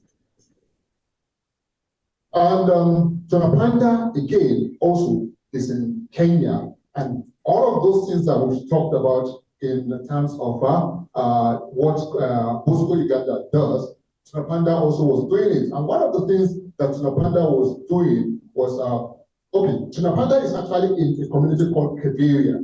Keberia is one of the largest slums that we have in, I don't know whether I would call it the world, but it's a very large slum in Kenya. And when you say a place is a slum, so much vices actually go around. And what are the ways that you can curtail all of these vices is by empowering those youths, the youths that are engaged in those vices. So like they have this kind of robust education system where they were educating people. And it came to a point where the physical structure that they had for giving additional ICT capacity to people in the community was just too small to accommodate the number of applications that they were getting. And what did they do? They now leverage on the community network infrastructure, and they were providing online service so that you can imagine you will have like 50 people in a class, and the remaining they have like 1,000 people that are also following that same class online, and it's actually did it for them. So like so Tunapanda, we studied that as well, and the same governance structure, technical and legal structure, and of course, as you're doing some of these things, as you're curtailing vices, what are you doing? You're actually helping the government. And once the government realizes that, oh, we are now partners in progress, then the next thing, the government will just start creating policies that are favorable to your operation. So we realized that this was happening in both Bosco, Uganda, as well as Tunapanda community networks. And here we have the summary of what we actually got out from studying these two community networks. Now, based on the study that we carried out, we were able to now expand the model that you saw the first time, and we created this particular framework, and we called it the contextualized business sustainability framework, where the initial thing we call the community participation was actually expanded. And you can see the sustainable infrastructure, sustainable stakeholder support, and sustainable funding. And we now were able to go further and explain what all of those things are. For instance, now when you look at sustainable infrastructure, how do you sustain your infrastructure? Of course, sustainable infrastructure comes from donations, grants, and subsidies. And at the same time also, it comes from the little amount of money that you are able to make from providing services. Not in terms of making profit, but just to be able to sustain that particular services that you're providing. And again, also, it revolves around knowledge transfer. One of the things that we realized that is like, for instance, in Bosco Uganda, they were actually getting training people. As they were training those kids, they realized they now identify promising ones among those kids. They get them into the business, into the technicalities of running community networks in terms of the technical management as well as the social management. And they were giving them stipends. Now, as those kids or youths were actually operating, they were gaining more and more skills. It came to a point where, it all gets to a point where those kids realized their potential or their cost now. They realized, no, there's no way I can continue staying in Bosco. I need to move out. And this was some of the problems that communities were facing. But then because it is a revolving thing, it's a continuous thing. As those ones, if the experienced ones are going, already there are those ones that are actually coming, and they have been trained by those ones that have gained enough experience to be able to. So like it's a revolving kind of thing. So like the volunteers, as the volunteers are getting more and more experience, and at a point to the point where they cannot continue volunteering again, they need to go and earn money because of the experiences because of the knowledge and the capacity that they've been able to build. There are other people that are there to replace them. So it's a revolving kind of thing. So this was one of the things that we were able to get. And what other things? And again, one of the good things about this volunteerism is it enshrines local ownership. It enshrines local ownership. For instance, now, if I come to go to volunteer, every person that's my friend, my family, or people that are close to me that like me, they say, this organization is actually helping our brother. Let us go and patronize them. And there's a kind of chain reaction. So my friends go, their friends go, and before you know it, the entire community now realize that no, this particular infrastructure or this particular system is actually there for the benefit of the community. The best system that we could do is to actually support it by patronizing it. The next thing you see that the entire members of the community have a sense of ownership of the community network or the last mile connectivity last mile connectivity device.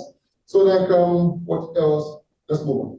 Now again, these are here we were able to we identified the power of volunteerism, and we were able to pinpoint some of those key things that volunteerism attracts. It attracts capacity building, it attracts sense of ownership, sustainable human capital, because of course of that particular revolving human capital that's always coming in. People are going out, some other ones are coming in, so these ones are going out, some other ones are actually coming in. And of course, sustainable government support. So government sees that, look, you are training, you are doing my work. So government sees them as partners in progress. So the only way that the only thing that the government can do is basically to support these particular organizations by providing creating policies that are favorable to their operations. Just like Mr. Osondu rightly said, NCC should be able to provide favorable policies that will enshrine the establishment of community networks in Nigeria. Now, low operation costs and local patronage and strong stakeholder base. So all of these things are things that are attracted by volunteerism. So funding source here, we talk about funding source. What are those funding sources? Of course, there are conventional funders where we go to multinational organizations like the UK International Development Organization, and APC, ISOC, and all of these multinationals that are here supporting financially the creation of all of these facilities that are meant to connect the unconnected. And we have local NGOs, like we have the NTN Foundation, Tuni Olebelu, and the Dangote Foundation. All of these can actually come together to be able to support these the provision of these services. And of course, within the community itself, we are not saying they cannot do anything. Something good still comes out of such communities. No matter how poor a community is, you still realize that there are some people that are actually well to do in the community, because they call them for instance, in Auwal, they call them Atajiri. These are the rich people of the community.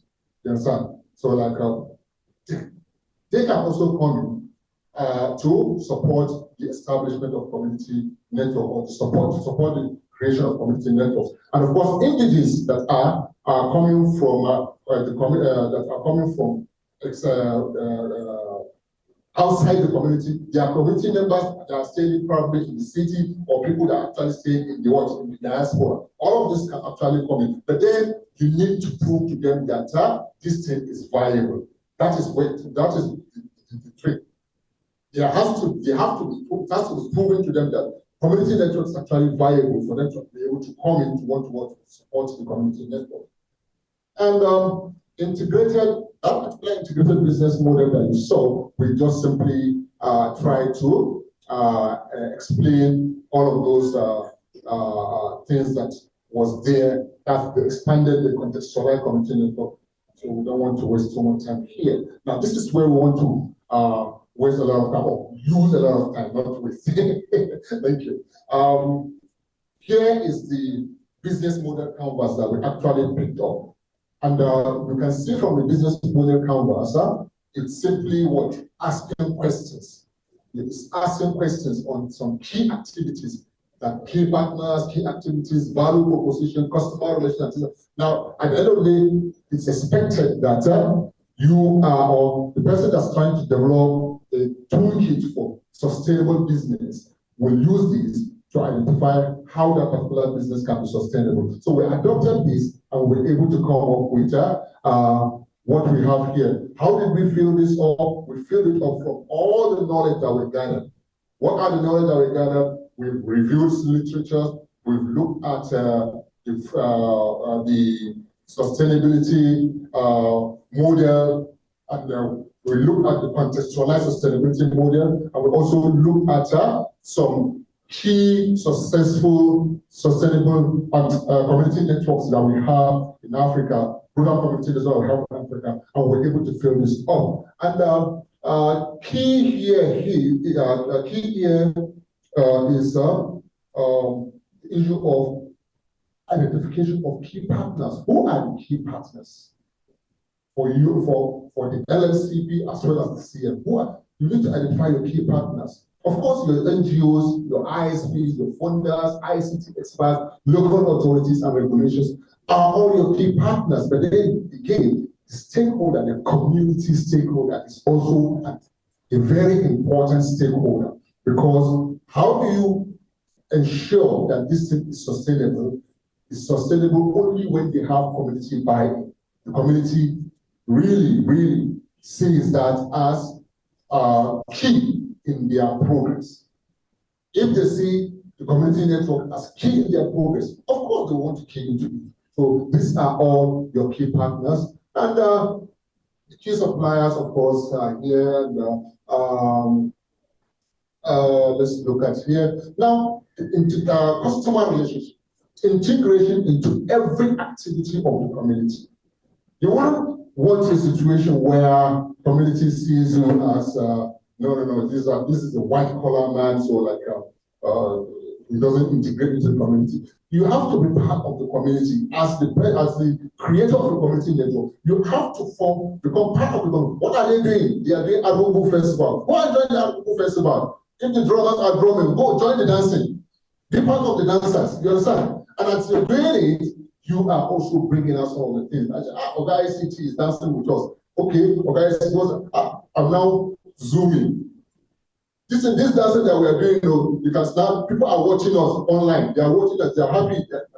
So this thing can do this, okay. Then how can we now participate and make sure that this thing continues? That means that the next New Year festival that we're going to have also is going to be seen by people in London. Oh, great.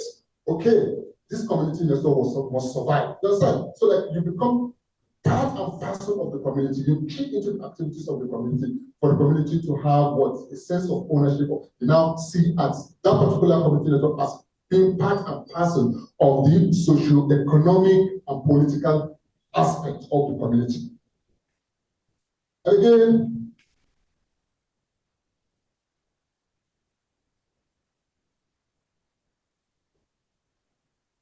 okay. Now, value proposition. ICT for better livelihood. What we say value proposition here? You see, for instance, now, when in Tunapanda, one of the things that initially they weren't going to schools. They were just having ICT centers and they were training people, and they realized that a lot of online activities were actually going on in terms of registration for examinations and what have you, and people were finding it very difficult to actually do all of those registrations on this side. They said, we can actually run a registration system that will help the community in such a way that the community doesn't have to go out of that particular community to move to other communities for them to be able to register. They can actually register in the comfort of their houses, in the comfort of their community. So they started providing that particular as part of the services. So that, and again, there are some e-government registrations, for instance, the tax returns and licensing and what have you. All of those things were actually integrated so that it created portals in such a way that all of those services were actually available again. Now, e-banking, people can actually go from the community network services that's being provided, they can actually do their online transactions and what have you. All of these things continue to create a sense of ownership with the community. And one particular key aspect here is the online learning. For instance, I told you, in Kibera, what they did, they were registering 20, 50 people, maximum of 50 people, they were registering 50 people. And again, they were also registering thousands online because people can stay in the comfort of their houses and still follow the classes and be part of the class as if they were physically present in the classes. For instance, now, how many are we here? We're just about roughly 50 or thereabout. And the last time, by the last count, we said there were about 300 people that were actually following us online. Now, this can be replicated. If this is replicated in rural communities, you realize that people in that particular community will tend to say that this particular community network is actually very, very important to their development. And capacity building, like we keep on saying, volunteerism can be used as a means of building capacity in the community. Not just building capacity in the community, but building capacity that can be exported out of the community. And those people that are outside the community will be earning high amount of money that they will be remitting back into the community. If somebody is coming from, say, my village, Bukure, and he goes and stays in Lagos and he's doing one very nice job in Lagos, and he's always sending money to his mother and grandmother, and things like that. What? He's actually contributing to the financial development of the community because he's always remitting money back into the community, because that money will have to be spent in the community. So all of these things are actually helping in enshrining the sustainability of our community.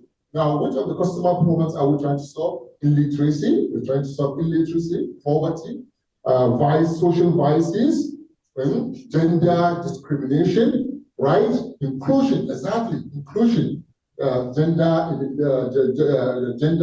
discrimination, inequality in educational resources, poor output from local. I mean, so many things can be. The list is endless, really. It's just limited by the imagination of whoever is initiating this. Understand? So all of these are things that can help in building up communities. So which bundles of products and services are we offering at each customer? And then we have one. For community members, they're giving them capacity building and internet access. For authorities, they're giving them ease of governance. And for business, they're giving them wider customer base. There's a community in Kano where at the time of the year, they sell a whole basket of tomato, 300 naira. Why? Because they found so much of these vegetables that the only way out is for them to sell it at 300 naira so that it doesn't get rough spots in that particular place. Where at the same time, people here in Abuja are buying a small amount, just by I think 3 or 4 pieces for 300 naira. That's in 300 naira. Now, imagine if that person can expand his customer base and be able to sell all of these tomatoes and what have you online. He displays it online. Somebody might say, oh, okay, please send me 1 basket or 2 baskets, put it inside the bus, bring it over. I mean, he makes his money, and probably maybe he's not going to send at 300 naira. He's probably going to send at 3,000 naira. But then 3,000 naira is still far cheaper for somebody to buy it at 3,000 naira and probably transport it for at 2,000 naira to come to Abuja here, instead of him to pay like 20, 25,000 or 30,000 for just a basket of tomato. So you can see the chain effect of enshrining community networks in the community. So again, we went onto the area of our customer segment. Every member of the community is important. Never ever assume there's somebody that's not important. Every member of the community has to be put in place. You have to cater for that particular person. Oh, okay, the person is blind. Okay, find a way. Find a way to provide for that particular blind person because his physical is challenged. He cannot see. So, and if we have like 10 people that are blind in that particular community, you are losing 10 customers. 10 customers is actually a very large amount for business-oriented people here. So every person in the community is actually very, very important. I think I've taken too much time. I'll try to rush this here. And now the revenue stream, I want to stress on this. Now, what makes us think that we cannot encourage communities to be able to float small ISPs that will go mobile ISP that will go to some of these events, very big events that do take place, that attracts people from all over the world. Arowosafe Festival, let the community float an ISP during the Arowosafe Festival. Let them sell token. They sell token, and so that people people that are actually coming from outside can actually buy this token, get internet access, and now be posting what is happening. Apart from making money for the community, they are also advertising the community to the outside world. You understand? It's very easy to do that. They are advertising the community to the outside world. So revenue stream is very also important. Just like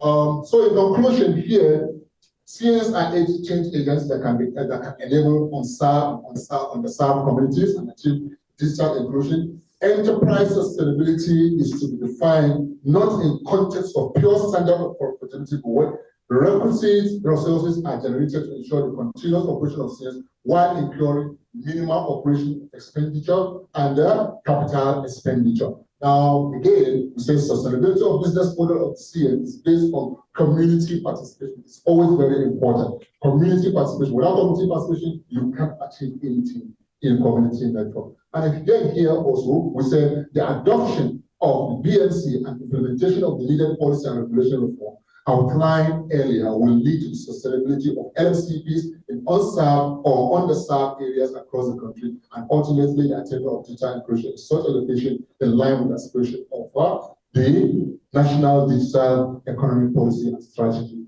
Thank you very much.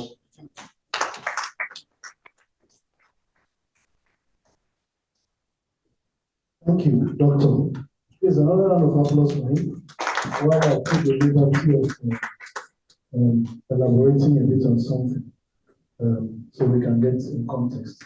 So this business model canvas is, so we wanted to make it simple, simplified for those who are in business, like our friend Hotspot KG. If you speak all the social enterprise issues, it will bore him. He's been trained, he's worked in organizations, commercially driven organizations. You have a business model. The business model is usually a two-page instrument, document. I'm sure he understands. We work together at Airtel. Now, that business model is what, and we are trying to get we're trying to say that the commercial LMCPs, the business centers and cyber cafes, and others who are ISPs in such locations, we want to, in essence, to provide something for them that they can relate easily with. So we went and researched and found out that there's a business model canvas, commercial business model canvas, that was developed by Austin Weiner, so in 2015 or thereabouts, 2009, and which captures typically what a business would want to be guided by, headlines, particularly in the communication sector. So it is just, so this is basically the story behind this. Commercial oriented, first of all, they have different models. You have the cyber cafe, you have the business center, you have the ISPs, small ISPs. So they are disparate and they are business models. But the CS business model was more available, and like he has said, Doctor has said, was could easily be scaled up. The similarities bring them together. We decide to relate them together. Now, I actually want to see slides 5 points, the last 4 points. Particularly, the last number 3, a viable CM model can successfully guide operations of LMCPs towards sustainability. The slides below show an integrated model for CM of LMCPs. Now, LMCPs contextualize community networks, standard ISPs, and business centers is a generic term. So we are working towards having a business model that can apply, so long as you're in the unserved and underserved area, rural area, you're providing connectivity, last mile connectivity, internet connectivity. So we went and found the BMC, the business model canvas of Alexander, whatever, and then we now said it will be easy because the canvas raises questions a small ISP who is business oriented will understand and be able to answer. We now looked at it. Now, if you have run a business, our friends CEOs can tell you, the key questions you have in a business model is key partners, key activities, value proposition, who are your customers and how do you relate with them, and what are your customer segments. Do we understand? So what we now did was to adapt these headings, which are key commercial headings, adapt peculiar stories and things that from a community network into these commercial template headings. So it will be easier for when you want to go to talk to someone who has worked all his life in MTN or in Smile and he wants to set up a small ISP somewhere. He will understand what you are trying to say. That again is a key selling point in this project. I want to make bold to say that this is the first, please note, this is the first of such initiative, such blended initiative that will be presented anywhere in this country. So it's a unique initiative, and it's something we are proud of, and it's something we are proud of Dr. Auwal for initiating, giving the thoughts and direction as it is. So please, a round of applause for him. So we didn't just end at this. We said, okay, this may sound academic to all of you, isn't it? We now decided to test it to see whether really it will work. But before then, when we developed this model, we had a focus group discussion where experts came and looked at it. Does the concept, is it right? They adopted it. Then to reaffirm, we now put it to test. And then our colleague Ebuka, who designed the test bed template and who actually collected data and who actually, crunched the data, interrogated the data, and came out with the output, is here to present that result to us. Thank you. Think about him. He's been the pillar of this project he took classes in the master class, about 4 classes in the master class. And of all the classes, responses from the participants were always, he was highest enthusiasm and all that. And he also helped anchor the mentoring session we had for 10 students in the course of 10 weeks, as the case may be. So we are very happy and very grateful and very pleased, with him for his intervention and involvement in this project. But this actually is the big one, that they say, the big fish. Thank you, sir.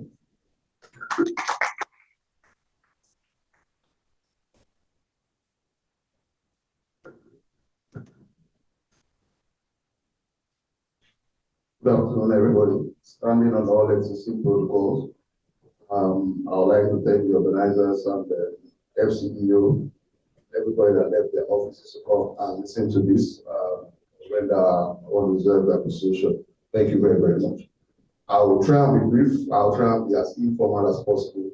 And in the spirit of monitoring and evaluation, I will speak and I will use terms that everybody can relate with so that we understand that these things are not just we didn't just come and throw some academic stuff for everybody to clap their hand at the end of the day for. So, okay, so we will not tire to talk about Pathway Foundation, the test bed people that we used. These are people that came up with this very interesting, they call it digital democracy. It's something that we should actually look at a little bit more. They believe that the community should have own their own network and then run it as part of their own services. So this foundation has really done a lot in this space, and they've because of reputation and the fact that we know that any number of data we collect from them is actually the best fit to go ahead and test some of these things directly. So moving forward, this is just some information about them. Very interesting organization, very youthful location they are staying, somewhere in around Kafanchan. And the contact details of the founder, Dr. John Tata, always available to you for verification. I think this document will be made available to everyone, so we can always go back and verify this information that we shared. So moving on to test bedding methodology. The first thing was to identify a critical success factor, and just as we know, every operation needs to be sustained. And fortunately or unfortunately, in this part of the world, money, financial sustainability is very, very important. Part of the reason why MNOs don't go to this type of communities is that you check their recharge history, and maybe in a month or in a year they are recharging 1,000 naira, and we have 1,000 of those type of people that can barely pay for your fuel to run those type of places. So that's more than enough reason to not want to invest in that kind of place. I can't really believe that ISPs will not want to go to those kind of places, because what do they really use internet for? So based on that, it was very important to say, okay, I think the most important thing to look at how financially sustainable are these community networks. And then we have to come up with a simple indicator. And yet, again, in the spirit of monitoring and evaluation, we have to come up with an indicator that is relatable, nothing too theoretical, something that anybody in the street can simply just utilize and then place against their own business and see if it's actually working. And we'll talk about that briefly. That's basically the thing. But apart from the financial sustainability, we also looked at other socioeconomic and environmental factors that will make us see how sustainable these networks are. So let's go straight into the meat. So the first thing I talked about was the financial self-sustainability. And to achieve that, what we simply looked at was sustainable funding, a derivative of Doc's work over sustainable operations, as simple as that. And that's just a simple ratio. And what we determined was that as the community network, we should try to make sure that that number never goes below 1.15. Not as if there's anything wrong with getting the number above 1.152. But when you start getting as high as 2, and so you are now leaving the realms of community network into a typical business ISP, where you want to pay money, you have salaries to pay. And we're going to test this to see what's the effect of having a high wage bill is. What's the effect of fuel increase in the future? We're going to test this model to see how it really relates in a very, very simple way. So the first thing we'll look at, I'm sure this is not the kind of numbers, the ISPs, this is not the kind of numbers you work with. But this is actually a real environment, a real place in Kafanchan, and this is the kind of number they use. They use the likes of 72,000 naira for maintenance a month, regular maintenance, swelling 21,000 naira a month. There's stipends. So stipends, very, very important, 25,000 naira. It shows that it's a community thing. Nobody's being paid for this. It's just something that was brought in to make sure that there's a form of social connection between their community and the developed cities around them. So you can see stipends are very, very low. Nobody earns a salary there. The community network belongs to the community, so it's not something they really pay much. So, but one other important thing, just as the previous speakers have spoken, is that they purchase internet from major MNOs. But they found the great rule of they purchase 1 terabyte for 100,000 naira, and they always consume it. Most of the time, they always consume it. So, but without 100,000 naira as part of their cost, we have a total service cost monthly of so we have a total service cost of around 6 figures here, and then this is the revenue that they make. So this was what was used to compute the FSS over there. To make this a little bit clearer so that it's more relatable, we have to convert it to a graph. And we're seeing something like this. So for July 2023, you can see the figure slightly below, but you will notice from October going forward, it starts increasing. So one can assume, this is my fact, one can assume that between June and September, some type of forming and norming is going on, trying to get some stability. But we collected data between June and December, and this is what we were getting there. So while this is commendable, and one can say, okay, fine, we're not getting a number that is below 1.15. It's commendable. We can continue. We're getting some good numbers. These numbers can help us. We are sure we're already part of sustenance. We now said, okay, what will happen in the future? This was done in December. So we have to do some form of forecast from 2023 December down to June 2024. And in addition to that, when you do this forecast, imagine there's an increase in fuel next year, that's this year. Your community network will survive, because you cannot really go back to these people and tell them you want to increase the cost of buying bundle. You know, this is how much you purchase internet. They sell 1 gigabyte at 280 naira. So in as much as it sounds almost insignificant to us here, an increase of 20 naira is significant to them in this community there. They may not take it down like it. However, another thing we also looked at is if we attempt to increase the wage bill, now trying to move it away from running as a community network into something that's more profit-driven, how sustainable would that be? So we tested to see the effect of this thing. So let's go on. So the first thing we did, as I said, we tried to run a forecast, and using a simple mathematical exponential smoothing model, we were able to get something like this. Graph like this. This is purely futuristic. I know we're much now, but this was determined in December last year. This is purely futuristic. And but we saw there was still this ascendancy here. Number between 1.3 and 1.4 it was still manageable. Something that is recommended in fact, for lack of better words. But the question now comes, assume, what if there was an increase in fuel price, which is one of the major expenses that they incur. what happened. So what we did, or we called it as, we described it as perturbing the system, disturbing the system. What we now saw was that the number dropped slightly, not significantly, but slightly, because community networks most of the time they run on solar. They run on solar. They don't run on regular power. The only people reason why they have to use buy fuel sometimes that maybe they need to do some regular work with their laptops or maybe transportation with the community and all that. So it's not heavy on that. So it's resilient to this issue. This disturbance did not necessarily give it the shake that we thought it would be. So what we just simply saw was that we saw a drop from 1.32 to 1.29 as the average of FSS for this particular disturbance in the future. So let's look at something else. Let's now say you try to make it look like a typical business. You now employ just one person, let's say a copper, that was brought into the community. And let's see what happened to the model. Effectively, what we saw, you can see the numbers we're seeing now. From 1.3, we're seeing 1.06, less than 1.15, which is significantly lower than the comfort zone that we are looking for. What does this mean?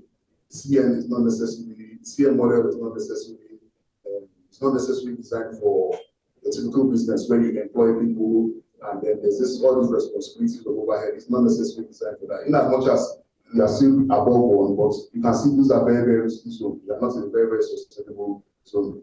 However, there's a theory that might say, okay, because you have a professional now in the system, maybe maintenance will reduce. Maybe you also have other lower cost operations. Maybe just that, but we do not necessarily go into that detail. But this was just a theoretical disturbance. We didn't test this properly to see that. Because all of us, I'm sure, have employed somebody or the other. When you employ somebody, it doesn't necessarily mean that that person will solve the problem. Sometimes they won't come out and solve the problems that you have. You understand? So that's why this was just a theoretical test. So at the end of the day, we just saw that what we see there that the sustainable business model was tested in this environment, this ideal environment, and it gave us the results that the FSS ratio was something that's relatable. Anybody can practice it on their own business already, anywhere, and you actually get an insight of how sustainable your business is. It's a very, very smart indicator. It's a very smart indicator. I also mentioned that we talked about other supplemental things. Remember, I said for power, they just purchased about 35 liters of diesel of fuel monthly. They run purely on solar, not necessarily on any other thing. These are people now. Doc talked about community. I think another way of looking at it is cultural sensitivity and stakeholder management, project management. You don't come to a community and put your shoulder up there. You understand me? If you try that with my people in Niger Delta, if you've done business in Niger Delta before, you know what it means. They have a way of using shovels to bring it down. You be the one begging them eventually for their attention. So stakeholder management is very important. Yeah, so the Fasum community or Fasum foundation, they try to make sure that they engage with the community leader at least 4 times a month. Despite the fact that they've been there forever. In fact, the community leader there is even a veterinary doctor. The community leader is even a veterinary doctor. Despite the fact that you know that the man is sound and you understand the vibe, you don't take any chance. You try to engage with him regularly to make him understand that this community network is for his own, not for any other person. You also have a good amount of women working for them. I think this should be good. I mean, women's month, so these are quite significant. We have a lot of women working for them. Most of their resellers are women. Sorry, I didn't put that here, but we have a lot of women working for them. I wish I had the exact figure. Most of their staff are women compared to men. Their resellers are more women. Now, I also talked about getting the community leader involved. What we also did is that most of the resellers within the community are from the community leaders' family. So, apart from the fact that the community leader is in charge, it's also integrated into the business. So, there's no way that you will sit and watch the community network before. So, you can see that all the tentacles are placed to make sure that the business or the CN is completely resilient across all bounds. So, in order not to, yes, I think this is a good place to stop. I'd like to thank you for your audience. Thank you for your audience. Just a brief summary of everything. So, the test bed has demonstrated that the last month connectivity service providers in unserved and underserved areas can be sustainable if their operations is guided by the sustainable business model, where sustainability is not defined in terms of profitability, but the context of continual provision of service guided by principle of sustainable infrastructure, sustainable stakeholder support, sustainable funding, sustainable participation, while it still meets all its business obligations. So thank you very, very much. Thank you for your time.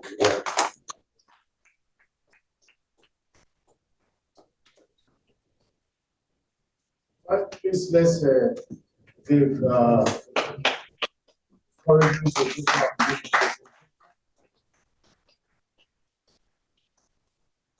truth is that this is one of the events. This is a typical event that I wish that everybody who is an enthusiast of development, tuned to and able to glean things from here that they can take away. The last time I saw similar things, aside from the presentations that I have facilitated with the IDI, was the work that we do in the Community Radio Coalition, which was established also long ago, where we try to bring models, sustainability models on how people will sustain community radio, because you know it's also defined by a special matrix of community ownership, the kind of things that we have seen here. It's painful for me that sometimes the audience that we require, we don't get them at the time that we need them. I don't know whether we are able to see the point I'm trying to make here, because the point, so here is the challenge for me as a communication person.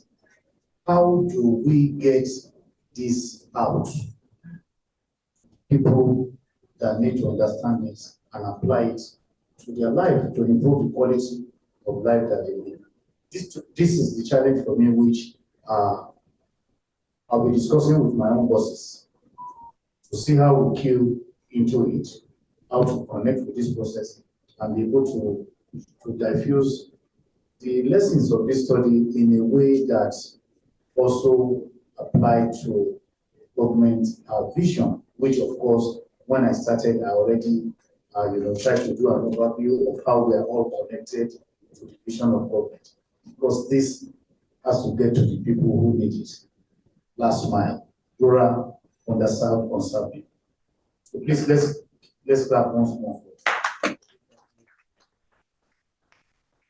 Well, gradually getting to closure, and we will just do quickly whether there are clarifications that people need, whether there are questions that people want to ask.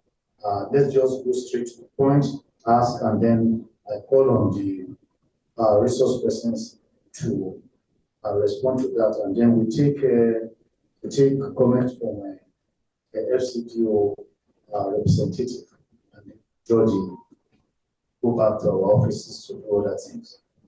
So please just signify by indicate by raising your hands if you have questions or you need clarification in any area of the presentation, so that you can take them quickly and then bring the program to closure. Thank you.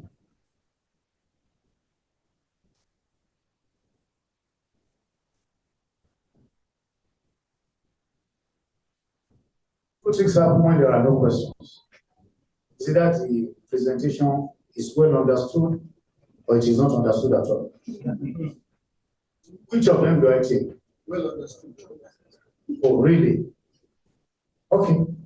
Mr. Nwokoro, do I have your permission to just invite Mr. Ojo to come and make some remarks, or do you want to discuss something further?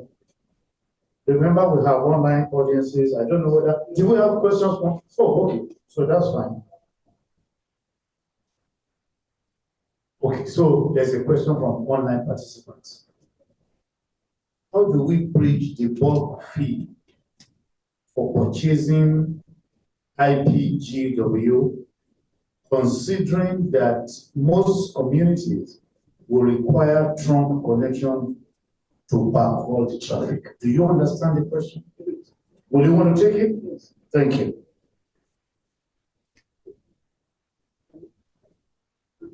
Can you hear us? Can you hear me, please? Maybe you should use this. Yeah, the question came from Olatunde Olafimihan. Can we see the question again? Yeah, please. Thank you. Okay. How do you bridge the bulk fee for purchasing IPGW bandwidth, considering the fact that most communities would? So there are two things. This, in our brief, we did highlight that this is a problem that inhibits a key problem, a key tool for margin squeeze employed by the big operators who sell capacity to the smaller ones there. And it's a problem, and that needs to be addressed. It's also something that that shows absence of attention, that shows that confirms that for us of the industry, we understand the interconnect model. We have the asymmetric interconnect system.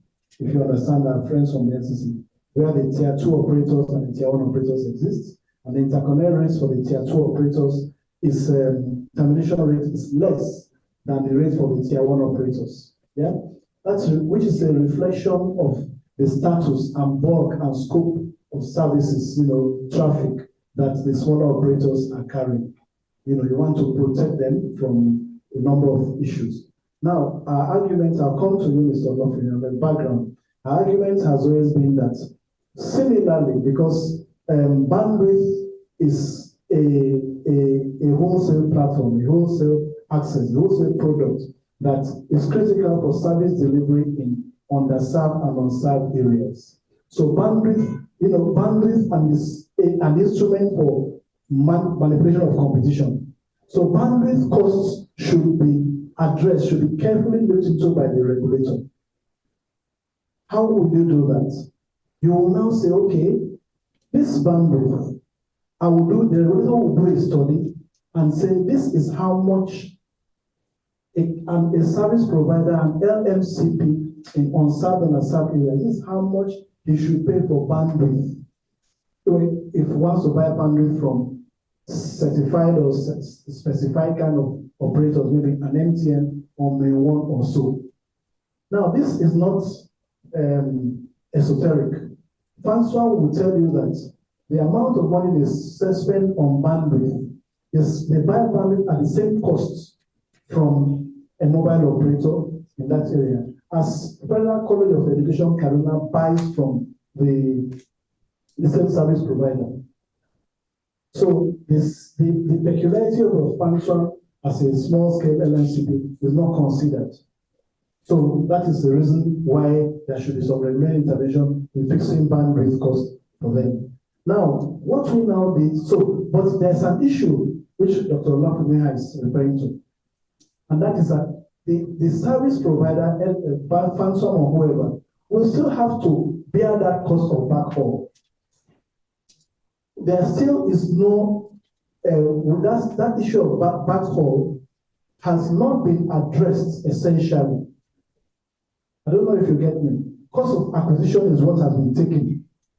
Cost of acquisition can be subsidized one way or the other. But backhaul is within you.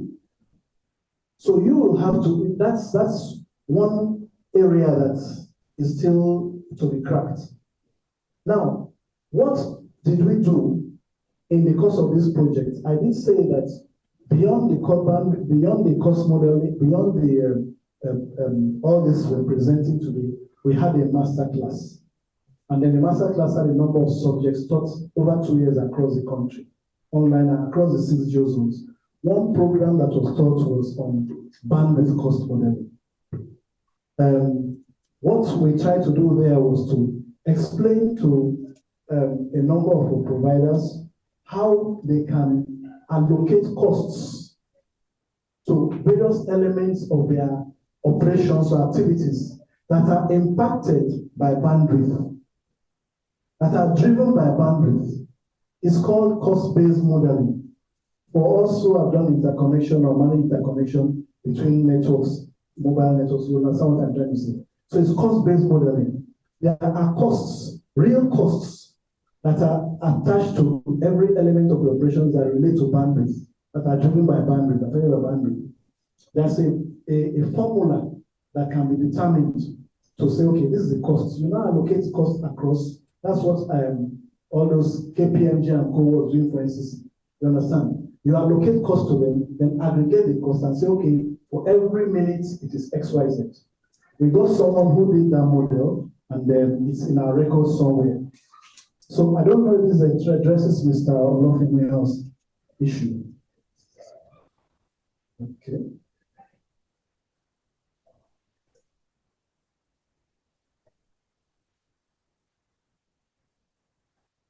Okay, he says, the next one says, I don't read too well, there's a good initiative for rural access to be subsidized to encourage inclusion.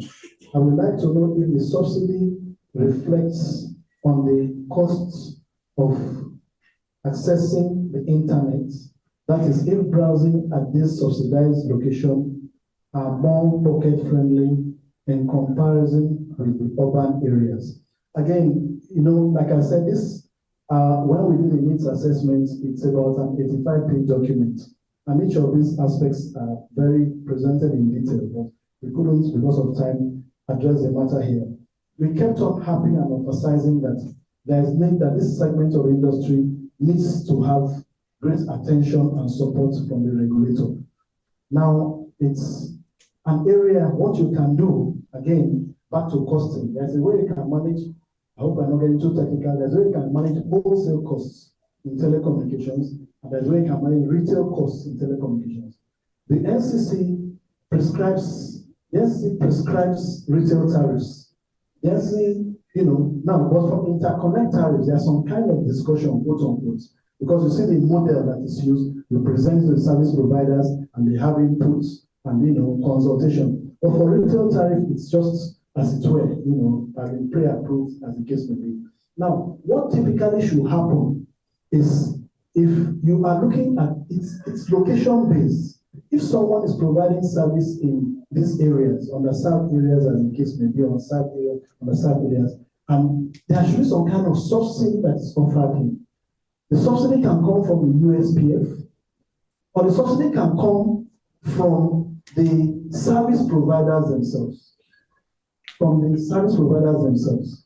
But typically, this is what organizations like the USPF, if you have innovative products, can support. If you meet this threshold, I will give you A and B and C. Remember, I referenced section 118 that says that the commission should support community-based operators. It is similar to like this. Okay, we are going to use any kind of subsidy. So these overhead costs, like the bandwidth cost I was talking about, that generally is yours, you know, backhaul costs rather. Those can be factored in, managed under subsidies provided by the USPF. So a lot can be done by the USPF, and we hope it will get to be there. So we have two more. One is there an existing or rather ways where the community network and operators an ISP? Okay, maybe Doc can have something to say later on, but I will, again, let me take the liberty of, if there's a way the community networks can operate as an ISP. If you waited the definition of ISP as we put up there, someone who provides internet services.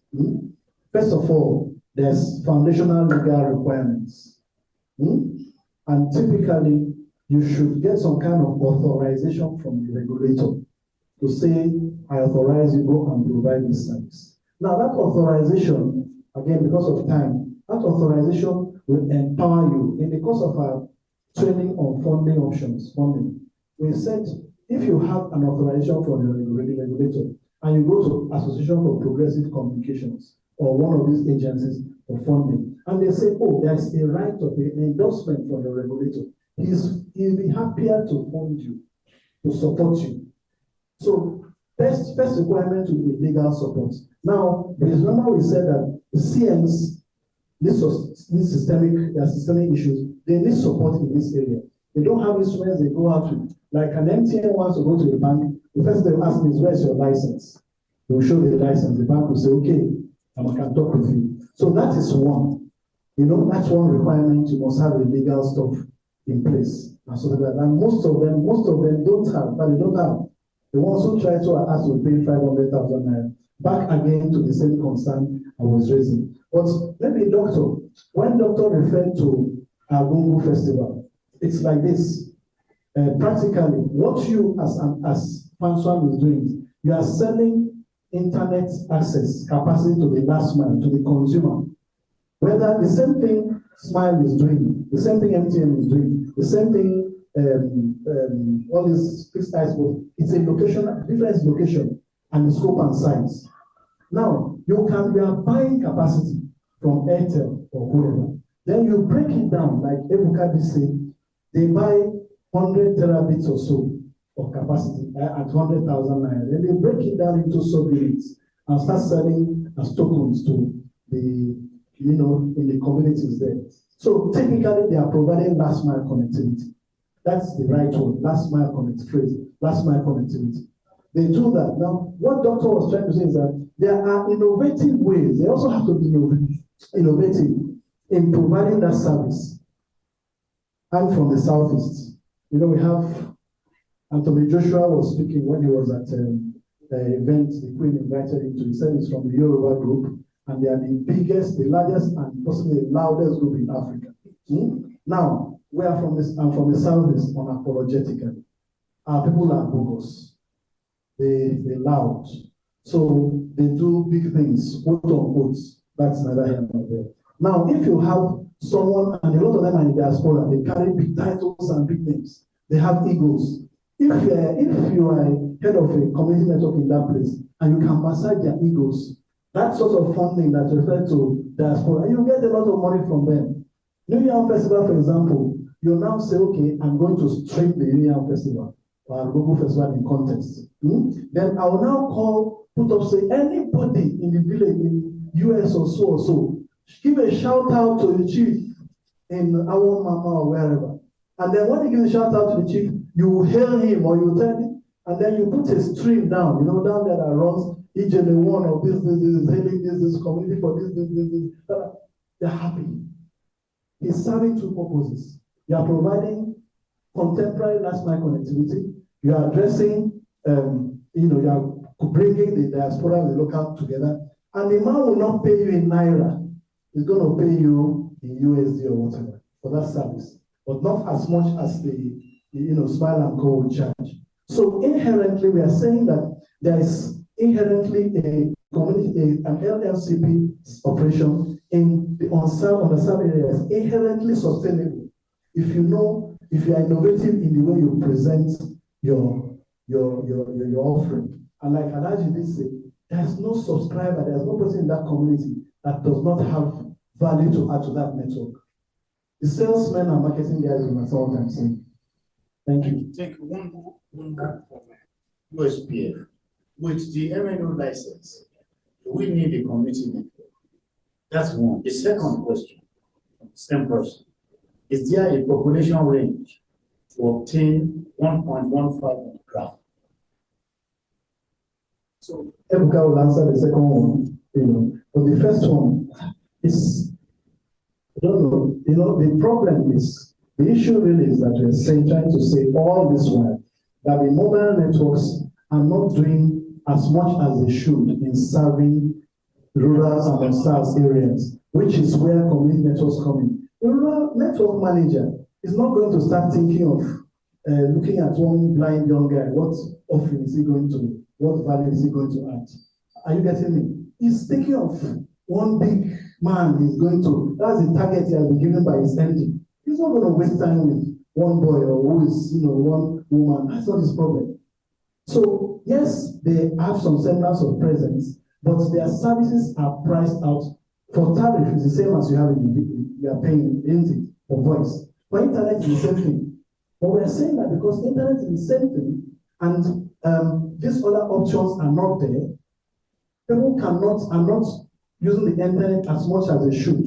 So government, USPF, MOCIDE, all should come together to put up policies and structures and initiatives that will support the establishment, sustenance, and growth of CNs, LMCPs in those locations, and to make it easy for anybody there. Okay, you don't have to only be in Lagos to set up an innovation hub. You should be able to set up innovation in your village to address rural, urban drift. But the mobile networks are not designed to do that. So I know that I'm sorry, what's important. I know that there was a time the USPF, when Alhassan was there, developed a concept to encourage, to give some subsidy to the mobile operators to build out base stations in unserved areas. Yeah, but I was managing this process at Engr, and we came back to him, we don't want your money. He didn't like it, he wasn't happy. But the point is that the business, as a commercial entity, has looked at that and said, I don't need this money, but the stress that is going to come with it, I don't need this money, I'll forgo the money. So in summary, my friend, the mobile networks are not designed, are not programmed to service communities. Thank you. Thank you. All right. So just before Ebuka come on board, and Doc, will you want to say one or two? Okay. So let me just say this. Drawing on my own history, more than 20 years in advocacy. I mean, I work for NCC, I'm the head of media. That's okay. So, but I have a history, okay, and I'm sharing this because of the connection it has with what we are doing here. Okay, I'm fundamentally an activist. Okay, I'm just a public servant accidentally. So, more than 20 years ago, we formed what is called Community Radio Coalition Intervention. What were we trying to do? The African Charter of Broadcasting says you will have 3 levels of broadcasting: the public, the private, and community broadcasting. You can easily identify the public and the private. NT is public, AIT is private. Now, but there was no community broadcasting. I'm trying to get us to understand the point that Mr. Nwokoro has made.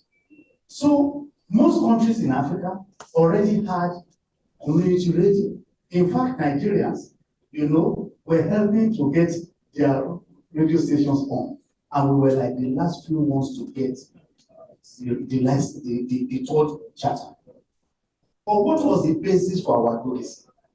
Community radio is defined by community ownership. It is a developmental tool like the CNs that is being proposed. Because if you have $1 billion to site a broadcast station, let's say a TV, are you going to take it to Arowosafe? Will you take it to in my village? How much is it going to cost you?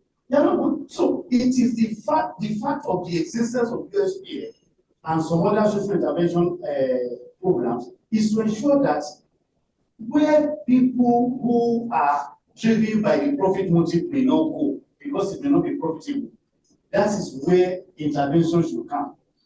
So, because community radio as the last mile, so to say now, of broadcasting categories, will serve the purpose of community. You can use your language rather than English that somebody is using from Abuja. You will set up a management team, you will have community development organization associations that will fund it. You can start with what you can afford. In some communities in Liberia, when we were supporting other countries in Africa in West Africa to do community radio, some communities were using bamboo as antenna. Because you do not need more than maybe even 2 rooms, aside from the studio, to do community broadcasting. You are sharing your cultural things. You are informing your people about new farming practices. You are informing them of how they may qualitatively improve their life. And we believe that FRCN, it serves a purpose. But FRCN radio station is in a Karana model, may not broadcast in the language, but because it is also a public, because it is essentially a public broadcast network. So the third category is still not served by federal government going to Karanamoda to establish FRCM network.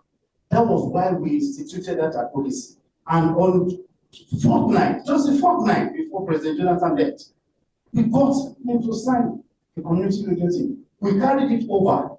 So when I served as SA Media to Frank Wiki, because I had been in that network, we used that opportunity to get the federal government to do a policy on community radio. And we dragged it from Obasanjo up to Jonathan. And we struck and got him to sign. In the first instance, he approved 17 licenses through National Broadcasting Commission. So Mr. Nwokoro made reference to the legal issue that, you cannot operate anything within the circumstances without license. So NCC must grant you license. But NCC will not refuse you license if you are coming properly to seek license to operate.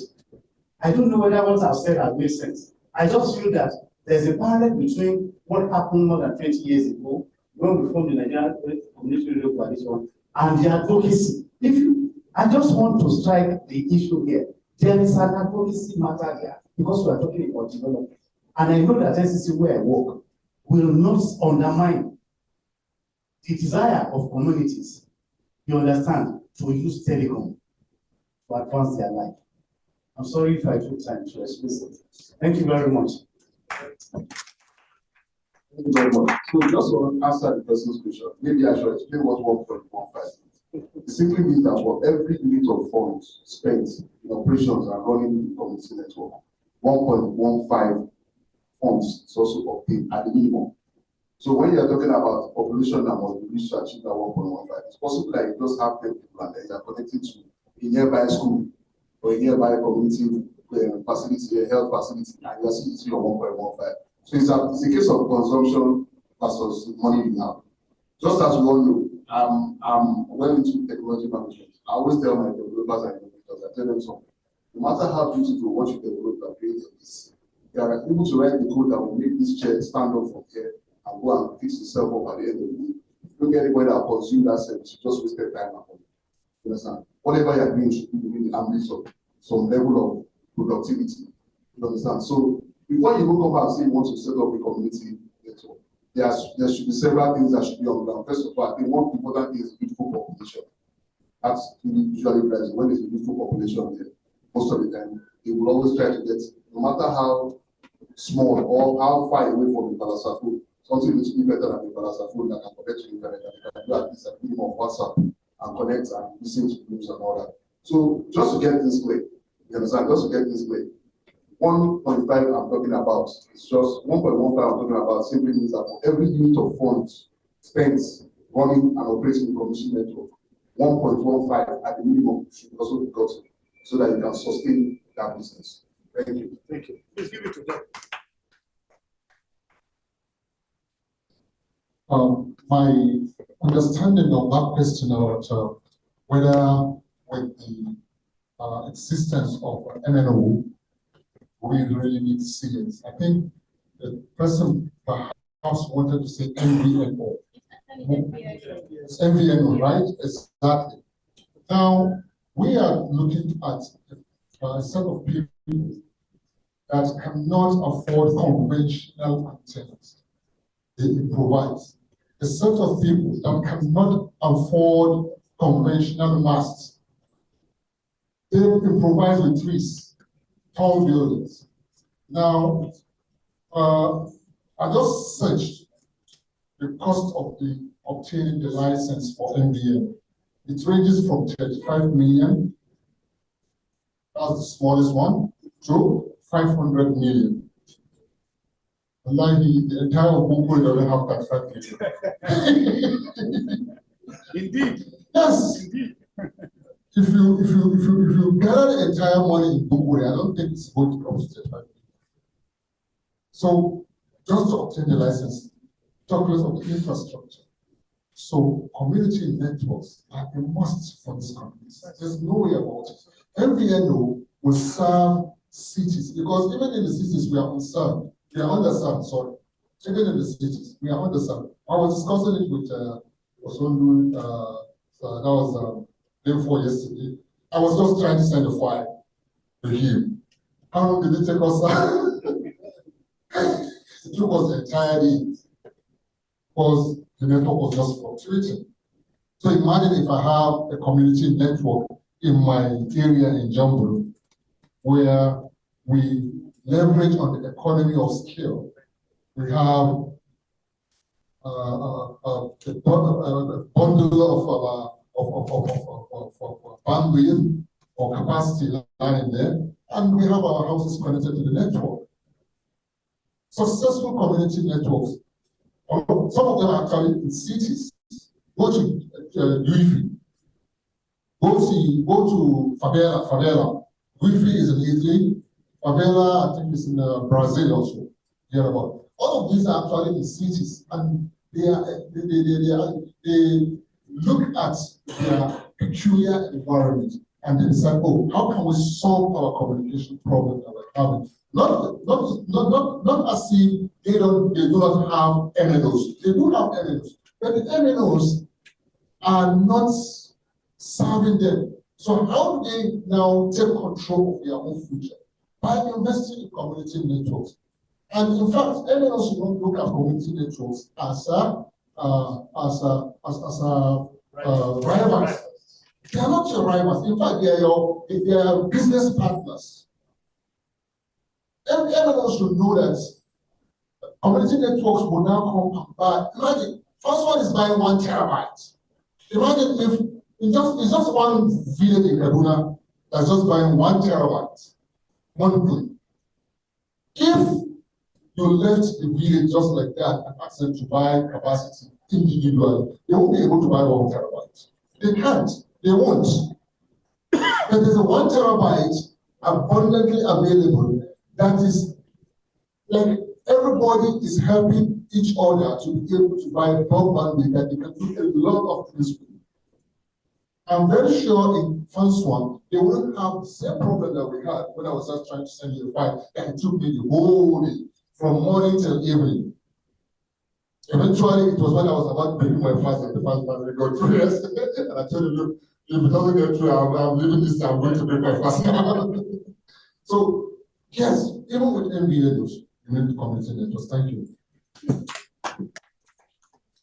Instead of MVNOs, I don't know if they are friends of the commission, but MVNOs they actually serve the same scope, broad scope of people that MNOs serve. The only thing is that it is narrower. An MVNO can decide, like Virgin in those days, Virgin Mobile. MVNO can say, I want to be youth-based. I see there's a niche. Nigeria is 25% half of youth, and I want to be youth-based. I want to be funky. I see there's value there. So he's serving the youth. He's providing things, offerings that the youth be attracted to. Not the youth in Dr. Tata's village. The youth in Port Harcourt. Youth in Maitama. Not the youth in Dakwa community. One suburban community in Abuja here where we went to do some masterclass delivery late last year. No. So within the scope of that top of pyramid, that is where MVNOs operate, as well as MNOs. But these CNs and LMCPs on the southern side are actually addressing the bottom of the pyramid. In fact, the bottom, down in the unserved areas. So MVNOs have nothing to do, the CNs, communicators are not affected. They are parallels, MVNOs. Thank you. Thank you so much. Yeah. So, thank you so much. Please put your hands together for just one more thing before we close. We need to listen to government that sponsored this session. So let's listen to Mr. Auwal so that we'll take the message. Where do we go from here? Thank you. Thank you very much. I will not take much of our time again because I can see on everybody's faces we spend a lot of time discussing this matter. I think one thing has really popped out, community networks from the presentation. And the good news is We did do some work with the NCC, I think last year, in partnership with Center for Information Technology Development, with the Association of Progressive Communications, APC, and other key stakeholders to develop what we call a framework, a regulatory policy framework for community networks in Nigeria. It's in the draft. So we were in conversation with NCC. We did a lot of engagement, back-to-back meetings discussing it. It hasn't gone public yet.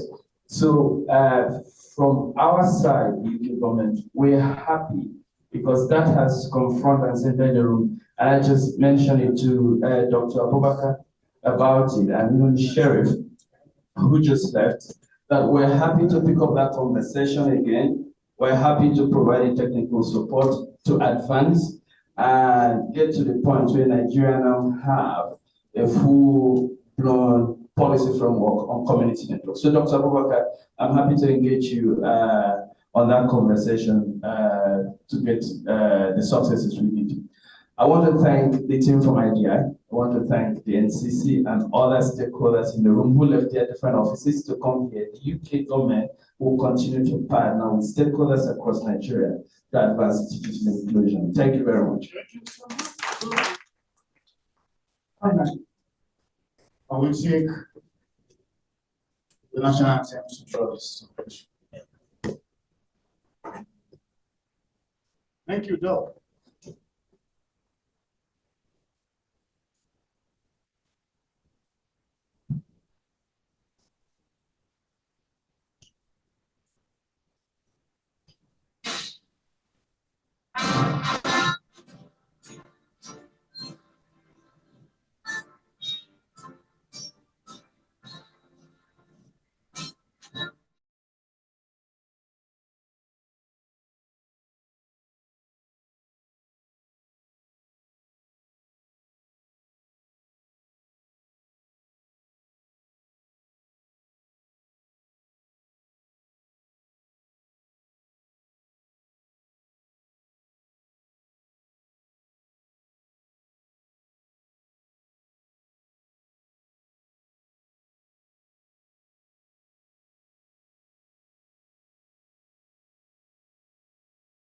Have a safe trip back.